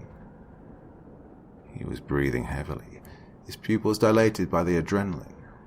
He was shouting, asking me if I was okay. Wonder quickly gave way to confusion, as I was too overwhelmed to understand what in hell was going on with me. It was only after Joseph bore his thumb so hard into my shoulder joints and I screamed in pain that I finally came to my senses. Hey, sorry, man. I didn't mean to hurt you. I just thought I'd done something to you. He was panting, stuttering, trembling like a feverish dog. What had caused this was not anger or hatred, and it looked too damn good to be some sort of sick act to mess with me. He was genuinely worried about me. That thought gave me shivers, as I realized that there was something really important at stake here. That and his choice of pronouns. He called the butler it. I watched Joseph sweat before me. He was afraid, terrified. I remembered him mentioning something the previous night about there being little time left. I couldn't think of many things a man in his position would fear so much as to be on the edge of breaking. I was damn certain he wasn't overdue on his rent payment. Hey, Joseph. I struggled to find my words. It's okay. I think I'm fine, in a way. So, it didn't hurt you? Joseph clenched my arms by the elbows, still shaking and mumbling, but at least regaining his colour back from the white canvas he was before. No, I don't think so, I replied, trying to rewind in my mind the string of events that unfolded earlier. My memory's been fuzzy since yesterday, but weirdly enough I only remember it being strangely respectful towards me. Yeah, that's how it is. Almost makes you feel like it's your friend when... He paused, visibly gulping at the thought of what he was going to say next. When what? I inquired, out of both curiosity and concern for my safety. What is he? Well, it's a pretty long story, and I don't think we should be wasting time here. I promise you'll get a good explanation when we go back home. Hey, I snapped, without any particular consideration for my health and well-being. Tell me what the fuck is going on already. At that point, I wasn't scared of Joseph. He was obviously playing some part in all of this, but his meek eyes and trembling lips were most likely not an act. He also sounded like he needed me for some reason, so chances were high he wouldn't harm me. The real problem, it was standing just a few paces away from us, next to the luxury SUV I'd found myself in yesterday. The butler looked straight into me, almost as if he was judging me. His face expression was blank as always, but I could feel a smile gently creeping in. It was as if something was awakening inside of him. Maybe it was the exact same thing that Joseph was so terrified of. Speaking of the blonde man directly in front of me, he was mumbling something quietly to himself. It sounded German. That just added an additional layer of confusion, where there was already plenty. Well, he let out a sob. It's not for me. Would you come to the mansion for Liz? If you don't, then, well, she will die tomorrow. Die? I exclaimed. I felt genuinely worried, even though this was all so illogical. Something about the girl from yesterday, something made her so endearing in my mind. She was special. She was a part of that weird world with the songs. I don't know why, but I knew she'd seen that place the butler showed me. I was sure she'd danced there, in the million lights and sounds. With a brilliant white dress, she gently floated atop the waves of rhythm until she could ascend. I'm coming, I stated. My feelings, my thoughts changed by the thought of losing Eliza. Like a computer, everything in me reset, and all the fear, all the confusion, everything that shackled me up until a moment ago was alleviated. The place with the songs. It called for me. I was summoned to participate in something that was out of this world. I rushed past Joseph and quickly sat at the back of the car, door mindfully opened by the white-skinned butler. The young Maya sibling got even more confused as to what had just happened, me changing my mind so quickly and suddenly becoming unnaturally decisive about a trip to their estate. My mind now clear, I could see, feel what had chained him in fear. I knew he was about to die tomorrow night. Little did he know, it would be by my hands. Time was of the essence. We had to go. The song, it needed me. In a way beyond the limits of human understanding and science, the thing that was their butler had showed me what part I was to play in this family's fate. I ushered the young man to come in the car, and he complied. As we were driven towards the mansion, I requested nobody talks and the radio be muted. Work needed to be done. The tune from the music box, it slithered around through the depths of my brain, sparking a wave of colours and music with every beat, with every vicious contraction of my heart. I started humming.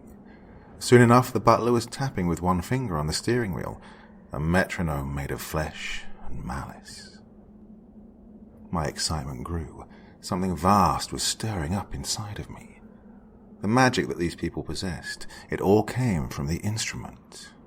Whatever that thing was, it played something that's not only made using microtones, but also something that shouldn't exist in this reality. Yesterday, my conscience felt power strong enough to warp the very fabric of the universe. Everything that transpired, it wasn't drugs, it wasn't an hallucination.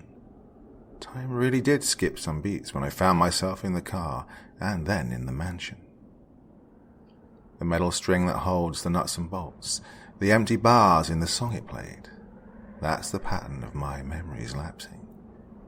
That piece of cold, oxidized metal, it resonates with our world. It draws our universe to the other one, the one where sounds smell like roses and summer lavender. They needed me. Eliza needed me to set them free.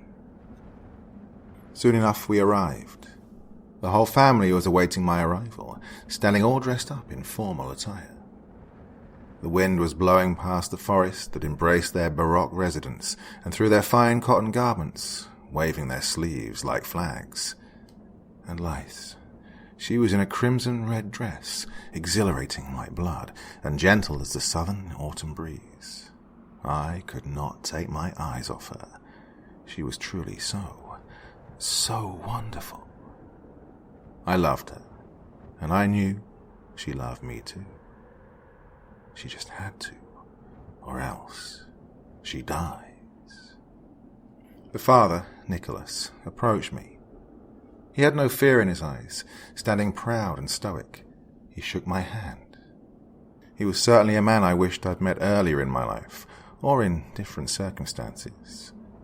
His calm stare met mine, and I think at that moment he realized I knew.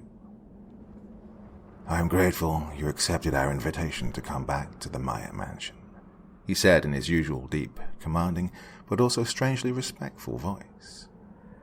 The man before me was by no means ordinary.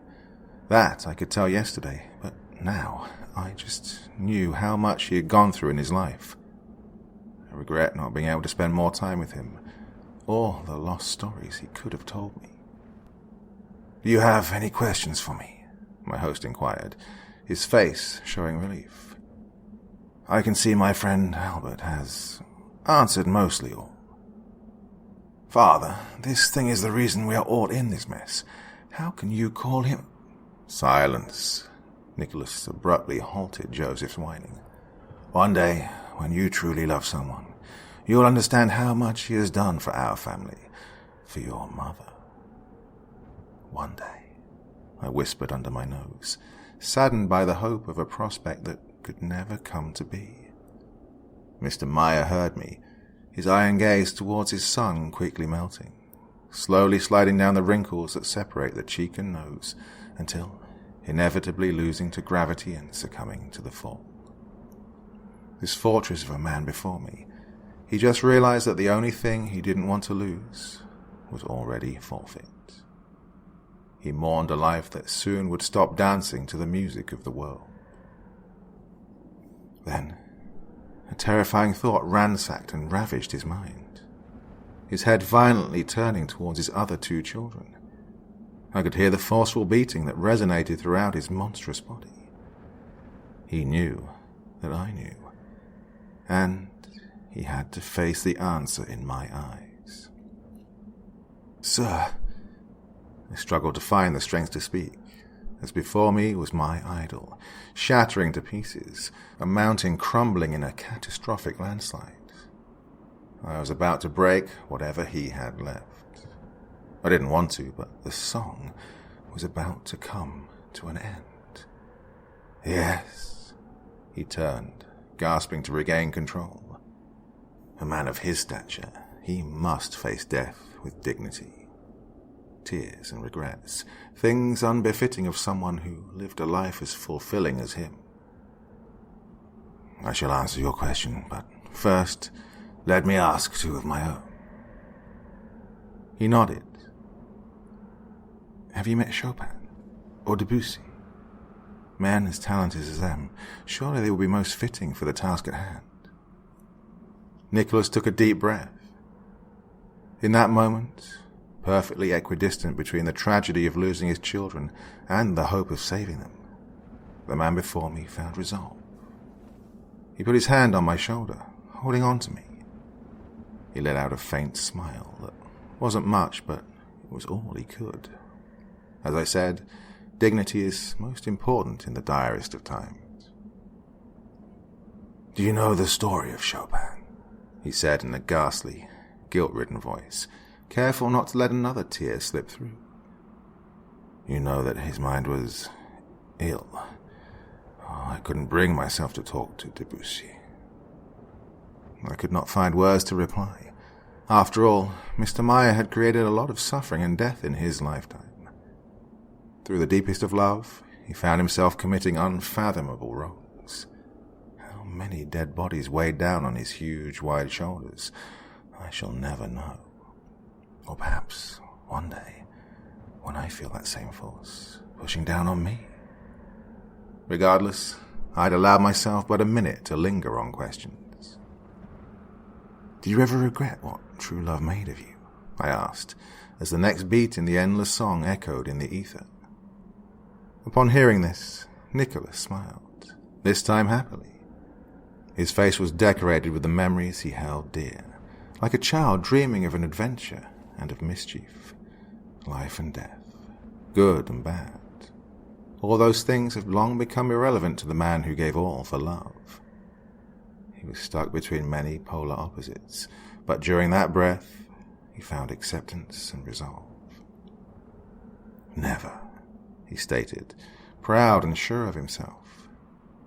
It was in the silence between us that I recognized how much that actually meant.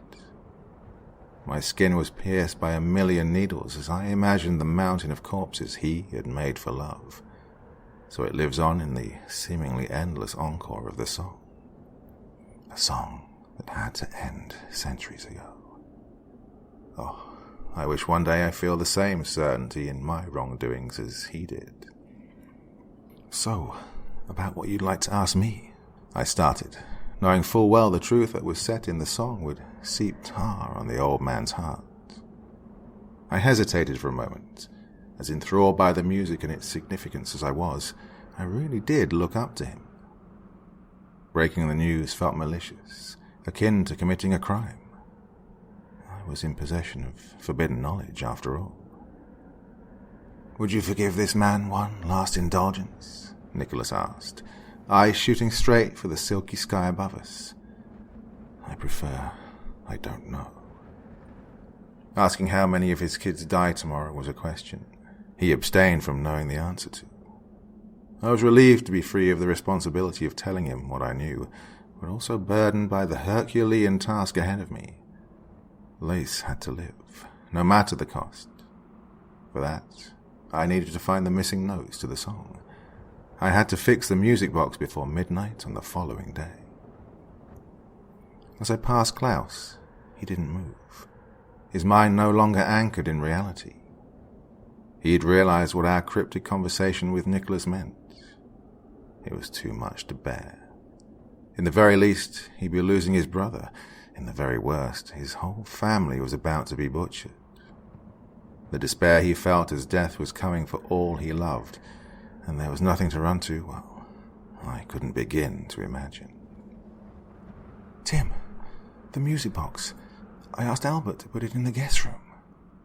Eliza stumbled through her words. Her voice was gentle, kind, and very sad. She overheard our conversation.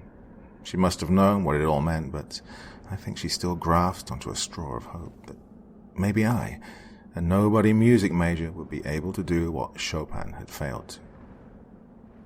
Her breath caressed the air like the feathers of a white swallow, while her dress floated atop her skin, forever falling down and dancing at the whim of her movements. Her hand reached for her hair, which was held hostage by the mischievous wind. She pulled it back, lifting the veil that had obscured her glance. I swear, I could see the world inside them. Every single good thing that was, is, or will be was there, in the wonderful abyss that her deep brown eyes had led me to. Maybe if Chopin had seen her too, the world would be a better place.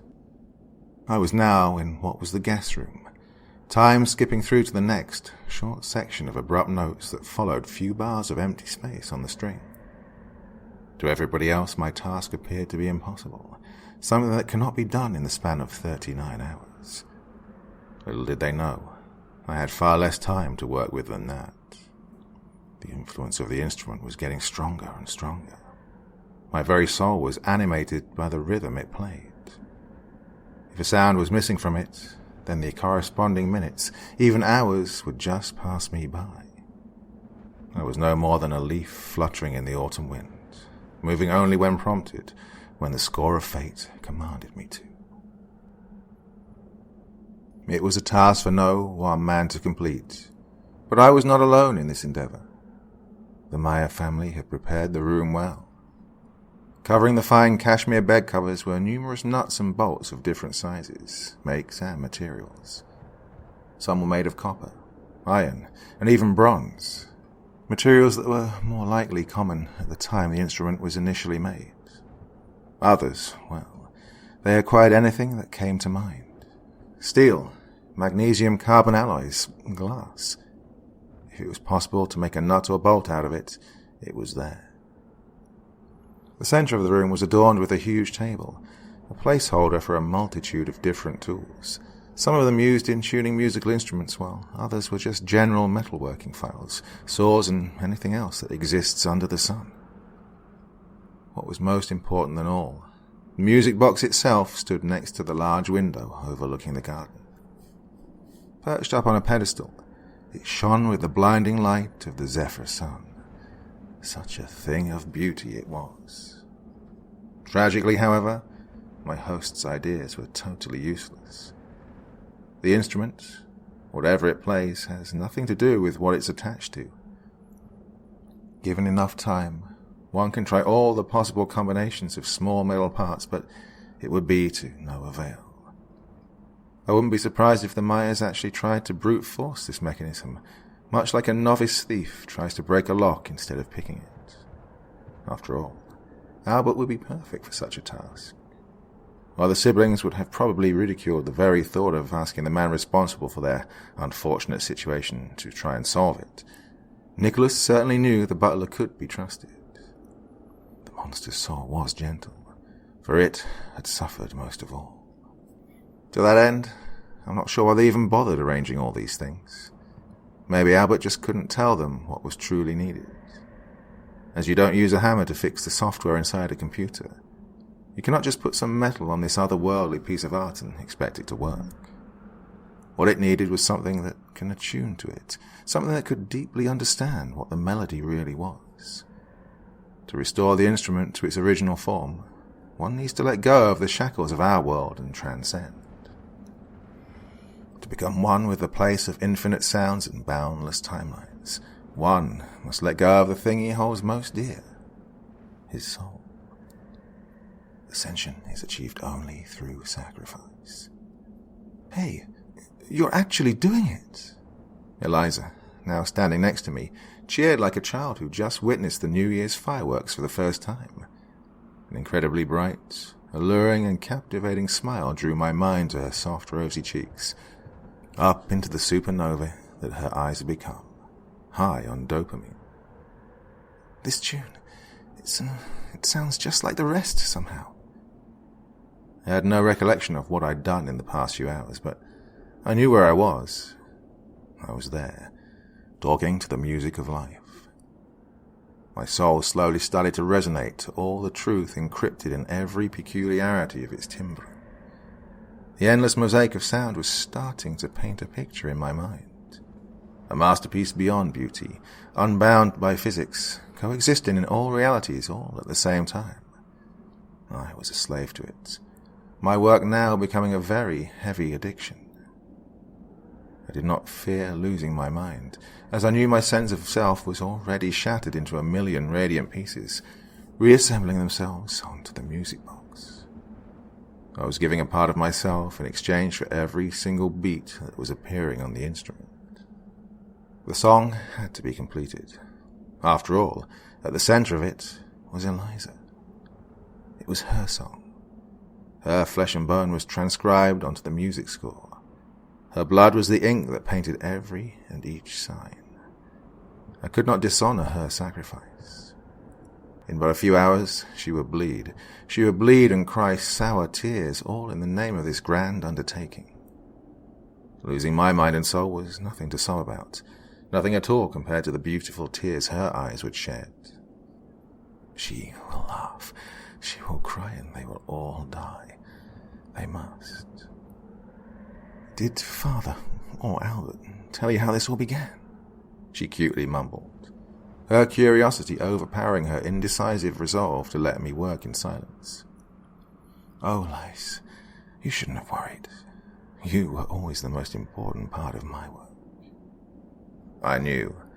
I saw and I felt the bittersweet ballad written in the song. A young German man, heir to one of the nation's biggest companies in the 18th century, fell in deep, ludicrous love. She was but a peasant girl, no deed to her name, less the paper signifying her first breath taken in this world. His father would not let this be, to marry, of all things, a dirty provincial broad. The young man, in his rage and absurd infatuation, killed his father, staged the ensemble of evidence to resemble an accident, and took over the company. His mother soon became suspicious, and thus she had to go as well. After all, the sacrificial pyre of love must burn just as bright as a neutron star to push away the creeping vacuum of empty space and encroaching ill-doers. The girl and the man were finally free to marry each other. Oh, it was a ceremony to behold. The dark Gothic church in perfect contrast to their pure, unfaltering feelings. The spring winds were still cold, winter more resilient than usual. The girl would fall sick soon after a tiny spark of life seeped into her womb through the ether. The man, he tried all the doctors, all the seers, anyone and everyone who promised any semblance of hope for curing her condition. To no avail. On her dying bed, the girl would sing songs to the child she would have never brought to our world. She would sing and she would cry, until one day the ether heard her soft, melodic mew. From the coal black abyss of the void, the white visage of a crippled man appeared. As the girl's moan was hushed to a halt, the white man proposed a deal. Every 10 years he would ask a life. For each and every life, the song has kept dancing on the string of fate. The man held his wife's hand and agreed to the terms proposed, sealing the contract with his own blood. From that day onward, the Maya family was blessed with bodies that do not age and do not suffer ailment. The wife recovered in mere minutes from her deadly sickness and rushed to her husband's large embrace. Nicholas, such a fool you were back then, for love is the curse of men, and to the day you died, a fool you continued to be. Where once black tuberculosis sapped away her life, now vigorous breath festered, preparing the life she held in herself for the world. Soon enough, a healthy baby girl was born, unaware of the blessing she received while still inside her mother and the curse that would one day come with it. In blissful ignorance, the family spent their days, unafraid of sickness or ache.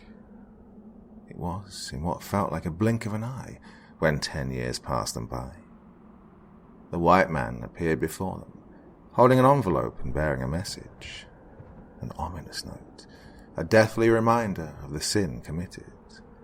The young man held in his trembling hand, worried that, once more, his wife's life would be forfeit. To his surprising delight, the note was far less malicious than the young man had feared. It demanded the life of a living being be offered, as per the terms of the contract. Elseways, the gift given would be taken. The young man scrambled, excited and filled with hope, to find a bug to offer. That day 3 cockroaches paid the price for the family to live, but the celebration was brief. As soon as the obligation was completed, the note changed right before their eyes. Now it said something different, more sinister, yet still hopeful. Find the instrument that plays the song of the abyss. It started introducing in letters the family to the one thing that could save their lives, forever. There was no detail or clue whatsoever, but the young man would put his mind and wealth into a search that would conclude on one summer afternoon many years later. Else, his family would die. As the note continued, a dark, heart-wrenching secret was revealed. Each and every time a note is given, the wording would be clearer, closer to the true victim needed to fulfill the contract. And certainly, a decade passed, and this time, the prize was to be something that had 4 limbs. Another one. This time it had to be a mammal, the life that had to perish. Certainly, in both cases, mice would suffice, but the young man was getting worried. It was 50 years later when he found the first clue as to where and what the instrument he sought was. A blind card reader down on the Dalmatian coast held the answer he wanted, and soon enough the music box was recovered. The family revered its strange beauty, and the wife, she started playing it all the time. Her daughter and she, they'd stay by the grand fireplace decorating their home and listen to the tune. It was incomplete, but one day, they hoped, they'd find a way to make it whole. The years went by, however, and the bloody fee became direr and direr. The dreaded day soon came, when the note specified it must be a human that is sacrificed in their stead. The wife cried icy tears, but her man's heart was still burning with blistering passion for her. He would not let a human life, such a trivial formality, stand in between their love. He just couldn't. He loved her so, so much. In fact, he loved her just too much. As a handful of peasants from the nearby village were lured in with the promise of a well-paid job and quarters in the city, the young man embraced his wife. She resisted, but he didn't let her go. She cried, but he never stopped. His love was too great, but at that moment it was also blind, egotistic. At that moment he loved only himself, and that moment he would regret to the moment his heart would stop. Ravaged, empty, betrayed by her one true love, the woman cried without rest, cursed to suffer seemingly forever in her undying body. Her man was one of pride, but he was never one to hurt her. But the deed was done. The peasants were killed, and the wife was now bearing 2 more lives for the slaughter. Her daughter. She never knew. Nobody told her, up until this very moment. A grave sin had her father committed, one that would still weigh on his shoulders as he finds his death tomorrow. Transfixed and in a state of utter exaltation with the story and the song, I detached myself from my mortal body. I couldn't see and I couldn't hear, but the sound of gentle tears falling onto my deaf ears woke me from this engrossing phantasm.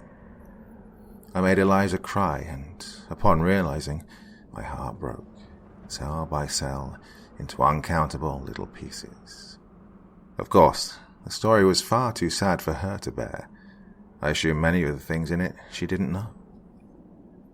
Ready to be reprimanded, punished, and reproved. Instead, I felt the one feeling in my life that I will never forget. The slim, soft hands, their warm scent, her face tucked just under my chin. The moment Liza embraced me for the very first time, I was reborn. Happy beyond belief, I struggled, hesitated to hug her back since I myself was not sure who or what I was anymore. The song was much too strong for a mere mortal like me to resist. It was far too deep into its melody. But Eliza's hug made everything clear. My mind once more reset, and I became a new, better version of myself. In the quiet, oscillating whimpers of the one whom I admired, I heard music. It was a sad, excruciatingly sad tune to listen to, but it was beautiful. I held her hand. I was shaking, so was she. She was standing on the verge between the present and her memories, everything breaking and rearranging right before her eyes. She was confused, but I was in love. Each and every tear that fell was a tick of the grand metronome of fate. Each and every silent sob was a note missing from the instrument. I never imagined it. Eliza's sadness was the key to breaking the riddle. Excited, I told her. I told her that in her tears there was a melody, an unfortunate but soul-reaching musical score that was hiding in the breaking of her voice. The excitement was incredible. Without a thought, I rushed towards the table the music box was situated on, and I started tinkering. Eliza's tears soon dried up, as I started putting bolts and bits to the machine with lightning speed and clockwork precision. Yes, this thing, it's not ugly death or empty nothingness it sings about. It's a song about the most wonderful sadness of all. The magical tune is nothing but the dying cries of a woman who was betrayed. This was a truly magnificent work, perhaps by some otherworldly mage or witch, but it captured the essence of tragedy so well enough to replace reality with a story, to exchange one life for another. This was the work of a genius, and also the work of someone who had lost everything. I cranked the instrument and it started playing. The tune was melancholic, yet, in a way, uplifting. It brought hope in the eyes of the one I loved. As Eliza listened to my work, she smiled, and then she laughed, and then she cried. All her life, there was a cold, unfeeling grasp strangulating her very soul. Now it was all lifted. For the first time in centuries, she was able to look forward to that one day every 10 years that was always stained in blood. In me, she saw her savior, her hero, the one who just saved her family from certain doom. She was ready for the final note we needed to complete the piece, the note that would let her live as her family around her dies. It was for her, I tell myself, that I rushed into her open arms. With one fell swoop, I cleared all the metal, glass, and plastic, revealing the satin-dressed bed. There, I put down my love, our bodies entwined in perfect unison, playing a song that even death shall remember. For it was this piece that would cheat fate for one last time. Oh, if I said I only did it for the song, or for putting yet another cog into the workings of destiny, I'd be lying. Eliza's body, every single inch of it, was embellished with skin softer than any silk man can make. Her lips were soft and savory, her breath synchronized with mine, warm and carrying the aroma of summer flowers. We were both slaves to the rhythm of the song, playing our parts in its grand design. For many hours, we committed to ourselves, to each other. Without words, only through sounds we existed. And when our short-lived ode was finally done, well, that was when I had the means to save her life. Little did she know. I could never really finish the Song of Fate on my own. What I put on the music box was an attempt, but it was bound to fail. Regardless, at least her heartbeat will persist. Even if she hates me, what would true love be if it cannot overcome it? So, she broke the silence. You never said how Albert was able to get the way he is now, being able to do some things that we humans can't. He was just a cripple when I was growing up. Well, I caressed her, preparing her a tiny bit for what was coming. When your mother pled to your father that her time is over, that she doesn't want to live sacrificing others anymore, your father would not agree. So, she tried and tried, but nothing could break Nicholas's resolve. That's when your mother wrote a song, or at least a part of it. The workings of the instrument are strange. It must have slipped your mind, but do you remember that before your mother's death, the music box was slightly less completed? Eliza gasped. It was always in front of her, always in her thoughts, but she never managed to break the cruel magic imposed by the device. The last bar that the instrument played, those were her mother's dying words. The will she left behind for her kids. Mere seconds of music, but just enough to save her daughter's life one last time. Of course, Liz didn't know as much, and I do not wish to tell her. In retrospect, I really should have. In her unending tears, I suffer my own demise 1,000,000 times each day. Albert, then, she sniffed, sobbed, and let out a lonely tear. He awoke in a way when my mum added to the instrument. Yes, I answered. You see, Albert is a creature of immense power, but almost all of it is bound by the song. I do not know why that is. Perhaps an exorcist or something of that kind. Someone sealed him through the instrument. Your mother released a part of him when she added that last bar. He became able to communicate with you. He started doing things impossible for the rest of us, like, for example, change our perception of reality, even our very own desires. All so a tormented woman could finally ask for her own death.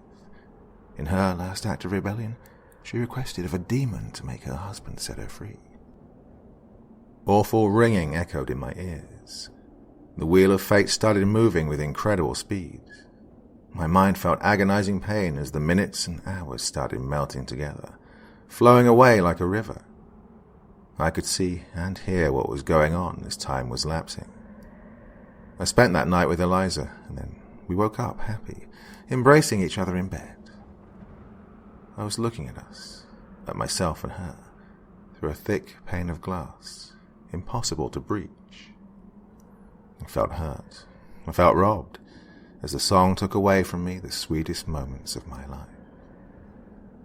I waited and waited to regain control of myself, but alas, I couldn't.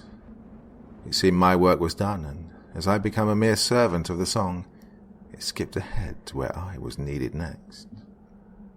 The dreaded evening was nigh. I was sitting with all the members of the Maya family in the dining room. We were drinking wine together. A vinyl with classical music was playing on the gramophone. Everybody was dressed up with formal suits, myself included. Adorning the table was the music box, now fully equipped. Liz was standing next to it, cranking it with grace, and from under her hands a beautiful tune was coming out. It was the tune she had inspired. I was just a tool in her hands, her tears driving my limbs to move and work. But they didn't know that. Neither did she. And so they were congratulating me, thanking me, issuing toasts in my name. And during all that, Albert was there, looking at me. He was fully aware of what I'd done, but he seemed happy. His hands would not spill quite as much blood as he had feared, for he was a gentleman, despite whatever sin he'd once committed. Albert had a kind heart, and for all I know, the instrument was a means to torture it forever. I wonder how many millennia he had to endure, imprisoned by this most cruel of devices.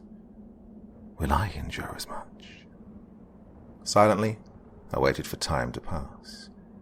The Myers were cheerful, but I didn't see any reason for them to be. They were going to die.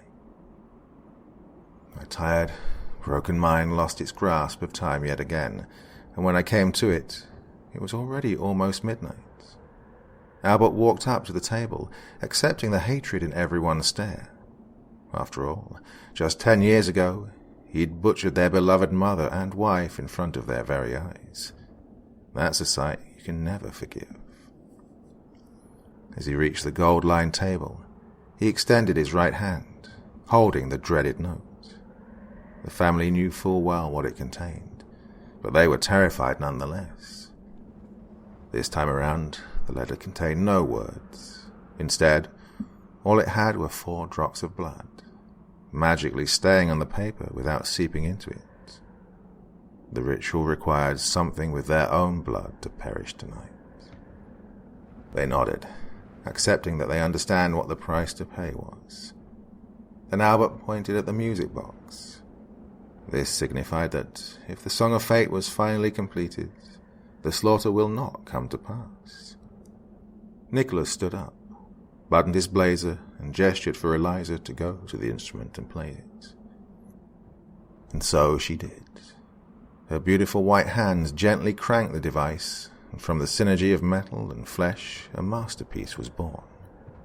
Each and every bar, each and every note, they were delightful and sad beyond belief. We all started crying, listening to this divine ensemble of sound and feelings. Even Albert, yes, even the cursed man himself, shed a tear at the very end. It seemed the song had set him free. "Tim," Albert turned to me, a smile, a genuinely happy smile decorating his flaky face. "For breaking the seal, I must thank you." The family cheered, jumping off of their chairs and embracing each other. In their eyes, I could see the exultation of success. "The least I can do for you, Tim," he continued, "is to give you the means to save the one you love. Perhaps." I didn't understand what he meant. This much wasn't written in the song. Did I actually manage to appease the curse? Did I save everyone, despite what destiny itself had shown me? My confusion was brief, as the very next thing Albert did was drive his hand inside Nicholas's chest, grasping his heart and pulling it out while a sea of dark, crimson blood gushed out. The pain in his eyes was short-lived. He quickly succumbed to the void. One last glance he gave towards all his children, and like a giant, he collapsed on the floor, shaking us all to the bone. His heart, it was still beating in the white man's hands. The sight was disgusting, and the sound, I could hear the deep, muffled pumping coming out of the valves, illustrated by the fine splatters of blood with every pulse. It was then the butler rushed me, catching me completely off guard. In one swift motion, he pressed Nicholas's heart onto my chest and uttered a spell in a language I'd never heard. It was all over within seconds, throughout which I was absolutely paralyzed. At first, I thought he'd killed me too, although the Myers had assured me multiple times that whatever happens, I would not be hurt. And indeed, after the seconds of brain-numbing adrenaline passed, I looked down and my body seemed intact. When I looked up, I saw Joseph swinging a rapier towards Albert, trying to kill him before he gets butchered himself. The young man had taken one of the swords out of the display on the opposite wall and was just about to drive it right through the cursed man's chest. Time froze for me yet again, but this was different. My eyes had finally opened. I could see how the magic works. There was a fine layer of ice, appearing out of the nothingness and spreading on top of the butler's body. I saw the rapier shatter as it hit the crystal shield, which seemed as tough as diamond. I looked at Joseph's morbidly confused expression as some of the metal shards flew back at him, cutting his own flesh and letting out blood. He was surprised, so terribly surprised that for the first time in his life he felt the pain of bleeding. Before his very eyes, his own blood was raining down from his newly opened wounds, a sight he had never seen before. After all, that same frozen barrier which protected Albert also used to protect the family from harm. Without it, they would all be easy prey for the demon. Joseph crumbled on the ground, shaking and murmuring incomprehensible sounds. His end was coming. That much was certain. This was my final act of kindness in this world, Tim. For I have killed the man you admire, so you don't have to. He lied. My blood froze in the middle of a heartbeat. His words, I realized what his spell was supposed to do. I started shaking with vigor. Something insane was stirring up inside me. I screamed, my senses heightened by the blood that Joseph had spilled. His blood. I could feel my teeth growing, tingling with the thrill of the hunt. My fingers started swelling up, elongating into a horrifying amalgamation of bone, claw, and muscle. My skin darkened, hardened. I was changing. I was transforming into something else, something far too different from the human I used to be. I leapt, with a smile on my face. I severed Joseph's head clean off his spine. I watched with inexplicable delight as his unbelieving eyes followed their body as it was getting further and further away. A trail of blood and marrow followed the trajectory of its gruesome flight. Another sight I enjoyed against my spellbound will. More blood was needed to appease the song. 2 more had to die tonight. I charged with my new-found strength towards Klaus, who was opposite of where I'd butchered his brother. Maybe his gigantic stature would prove a better sport. I flew, my saliva dripping from my jaw. I was a beast. I had become something cruel and vile, something with unquenchable desire for death and violence. As I reached him, I expected resistance. Maybe he'd try to punch me, throw me back, do something to postpone his inevitable end. Instead, he just stood. He had accepted what was to come. Boring, I shouted, my humanity truly dying from within me, as I drove my claws into his chest, feeling for his failing heart. As I was about to rip it out, something about him, something in his eyes, restored a speck of reason in my brain. Try to save her, please, were his last words, before he himself dropped like a rock on the cold marble floor. Save? I cannot save anyone. You all did this to yourselves, I screamed, invigorated by the carnage I'd made. The air was thick with the smell of slashed flesh and gushing blood. The pact would not be complete if the final victim didn't die. My soul sinking deeper into darkness, I soon found myself going for Eliza, the one whom I truly loved. I could not damage her pretty face. I didn't want her blood to spill disgracefully. Her guts would not drag like rags on the floor. No. I'd planned for her a swifter, more dignified death. I would drive a single nail into the very center of her heart. It would stop, and she would freeze, forever beautiful, forever mine. With measured motion, against my will, my claws reached for her, while she stood confused. Oh, my dear, I wish you never know how much I wanted you to die right there.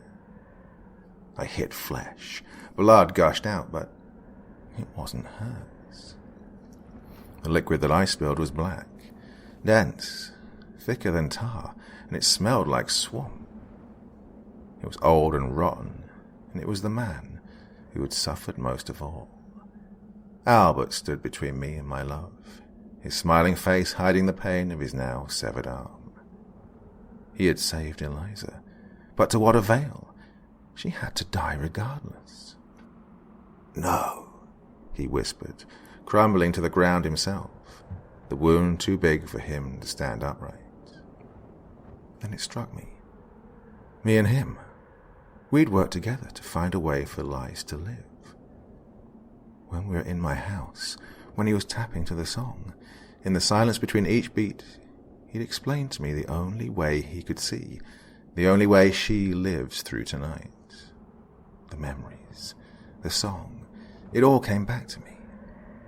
Tears filled my eyes, for I'd succumbed to the evil without as much as a grain of doubt. Before me stood the woman I loved, and I had almost killed her, even though there was a way for her to live. I looked her in the eye. I remembered the time we'd spent. Our beautiful unison would be my curse, but it would also signify her salvation. "Eliza, I'm sorry," I said, as with deep regret, I hit her stomach, where her womb was. She dropped down, holding herself tight with both her arms. She was hugging herself and the spark of life we had made. The tiny flame I'd just extinguished. In agonizing pain, my body started reverting to the form it had before. The claws receded, the teeth grew back inside the bone of my jaw, and the superhuman strength I'd felt before was nothing but a nightmare. All the hellish burning that I felt in my limbs and through my tortured nerves was nothing in comparison to the shame that was left. Albert had never wanted to hurt anybody. He truly didn't. It was the song. The song was controlling him, me, like puppets propped on strings. The two of us were like brothers now, bound by something much stronger than blood, bound by duty. What he was, I have now become. It's been 3 days since that awful night, but Eliza still trembles when she sees me. I am the monster who killed all she held dear. I am the one who tricked her into living when all that awaits is pain. I made a deal with the devil, not the kind one-armed man who stands faithfully beside me, but the true, unnameable evil of this world. I made a deal with all the hatred, all the spite that now permeates my every cell. It's the immortal atrocity that does not come through portals in the ground, but instead makes me move with each and every beat. An abomination veiled in the sound of eternal sadness, coded in a rusty, hand-cranked puzzle in the basement of the mansion. A puzzle I need to solve in the coming decade, lest I kill my one true love with my own 2 hands. Albert does all he can, but as good-natured as he is, he's not enough to finish the song. I need someone that can complete this inhuman task and set us all free. To think once I wished for endless life, such a fool I was. For this immortality is truly hell on earth. I cannot spend a day, a minute, not even a single second passes without the creeping fear, the smell of blood nauseating my every sense. I can feel it. It's coming for me, and when it does, I will have to kill her. There are no notes left. She is the one true sacrifice, and unless anyone out there deciphers the riddle, her blood will forever stain my hands. And worst of all, I will have to live. The icy shield protects me, for I am a tool, a simple cog in the machine without a will, but still in possession of a soul. Help me save myself by saving her.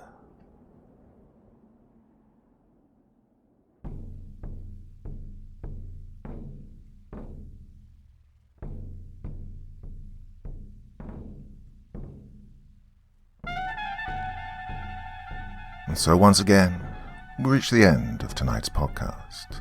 My thanks as always to the authors of those wonderful stories, and to you for taking the time to listen. Now, I'd ask one small favor of you. Wherever you get your podcast from, please write a few nice words and leave a 5-star review, as it really helps the podcast. That's it for this week, but I'll be back again same time, same place, and I do so hope you'll join me once more. Until next time, sweet dreams and bye-bye.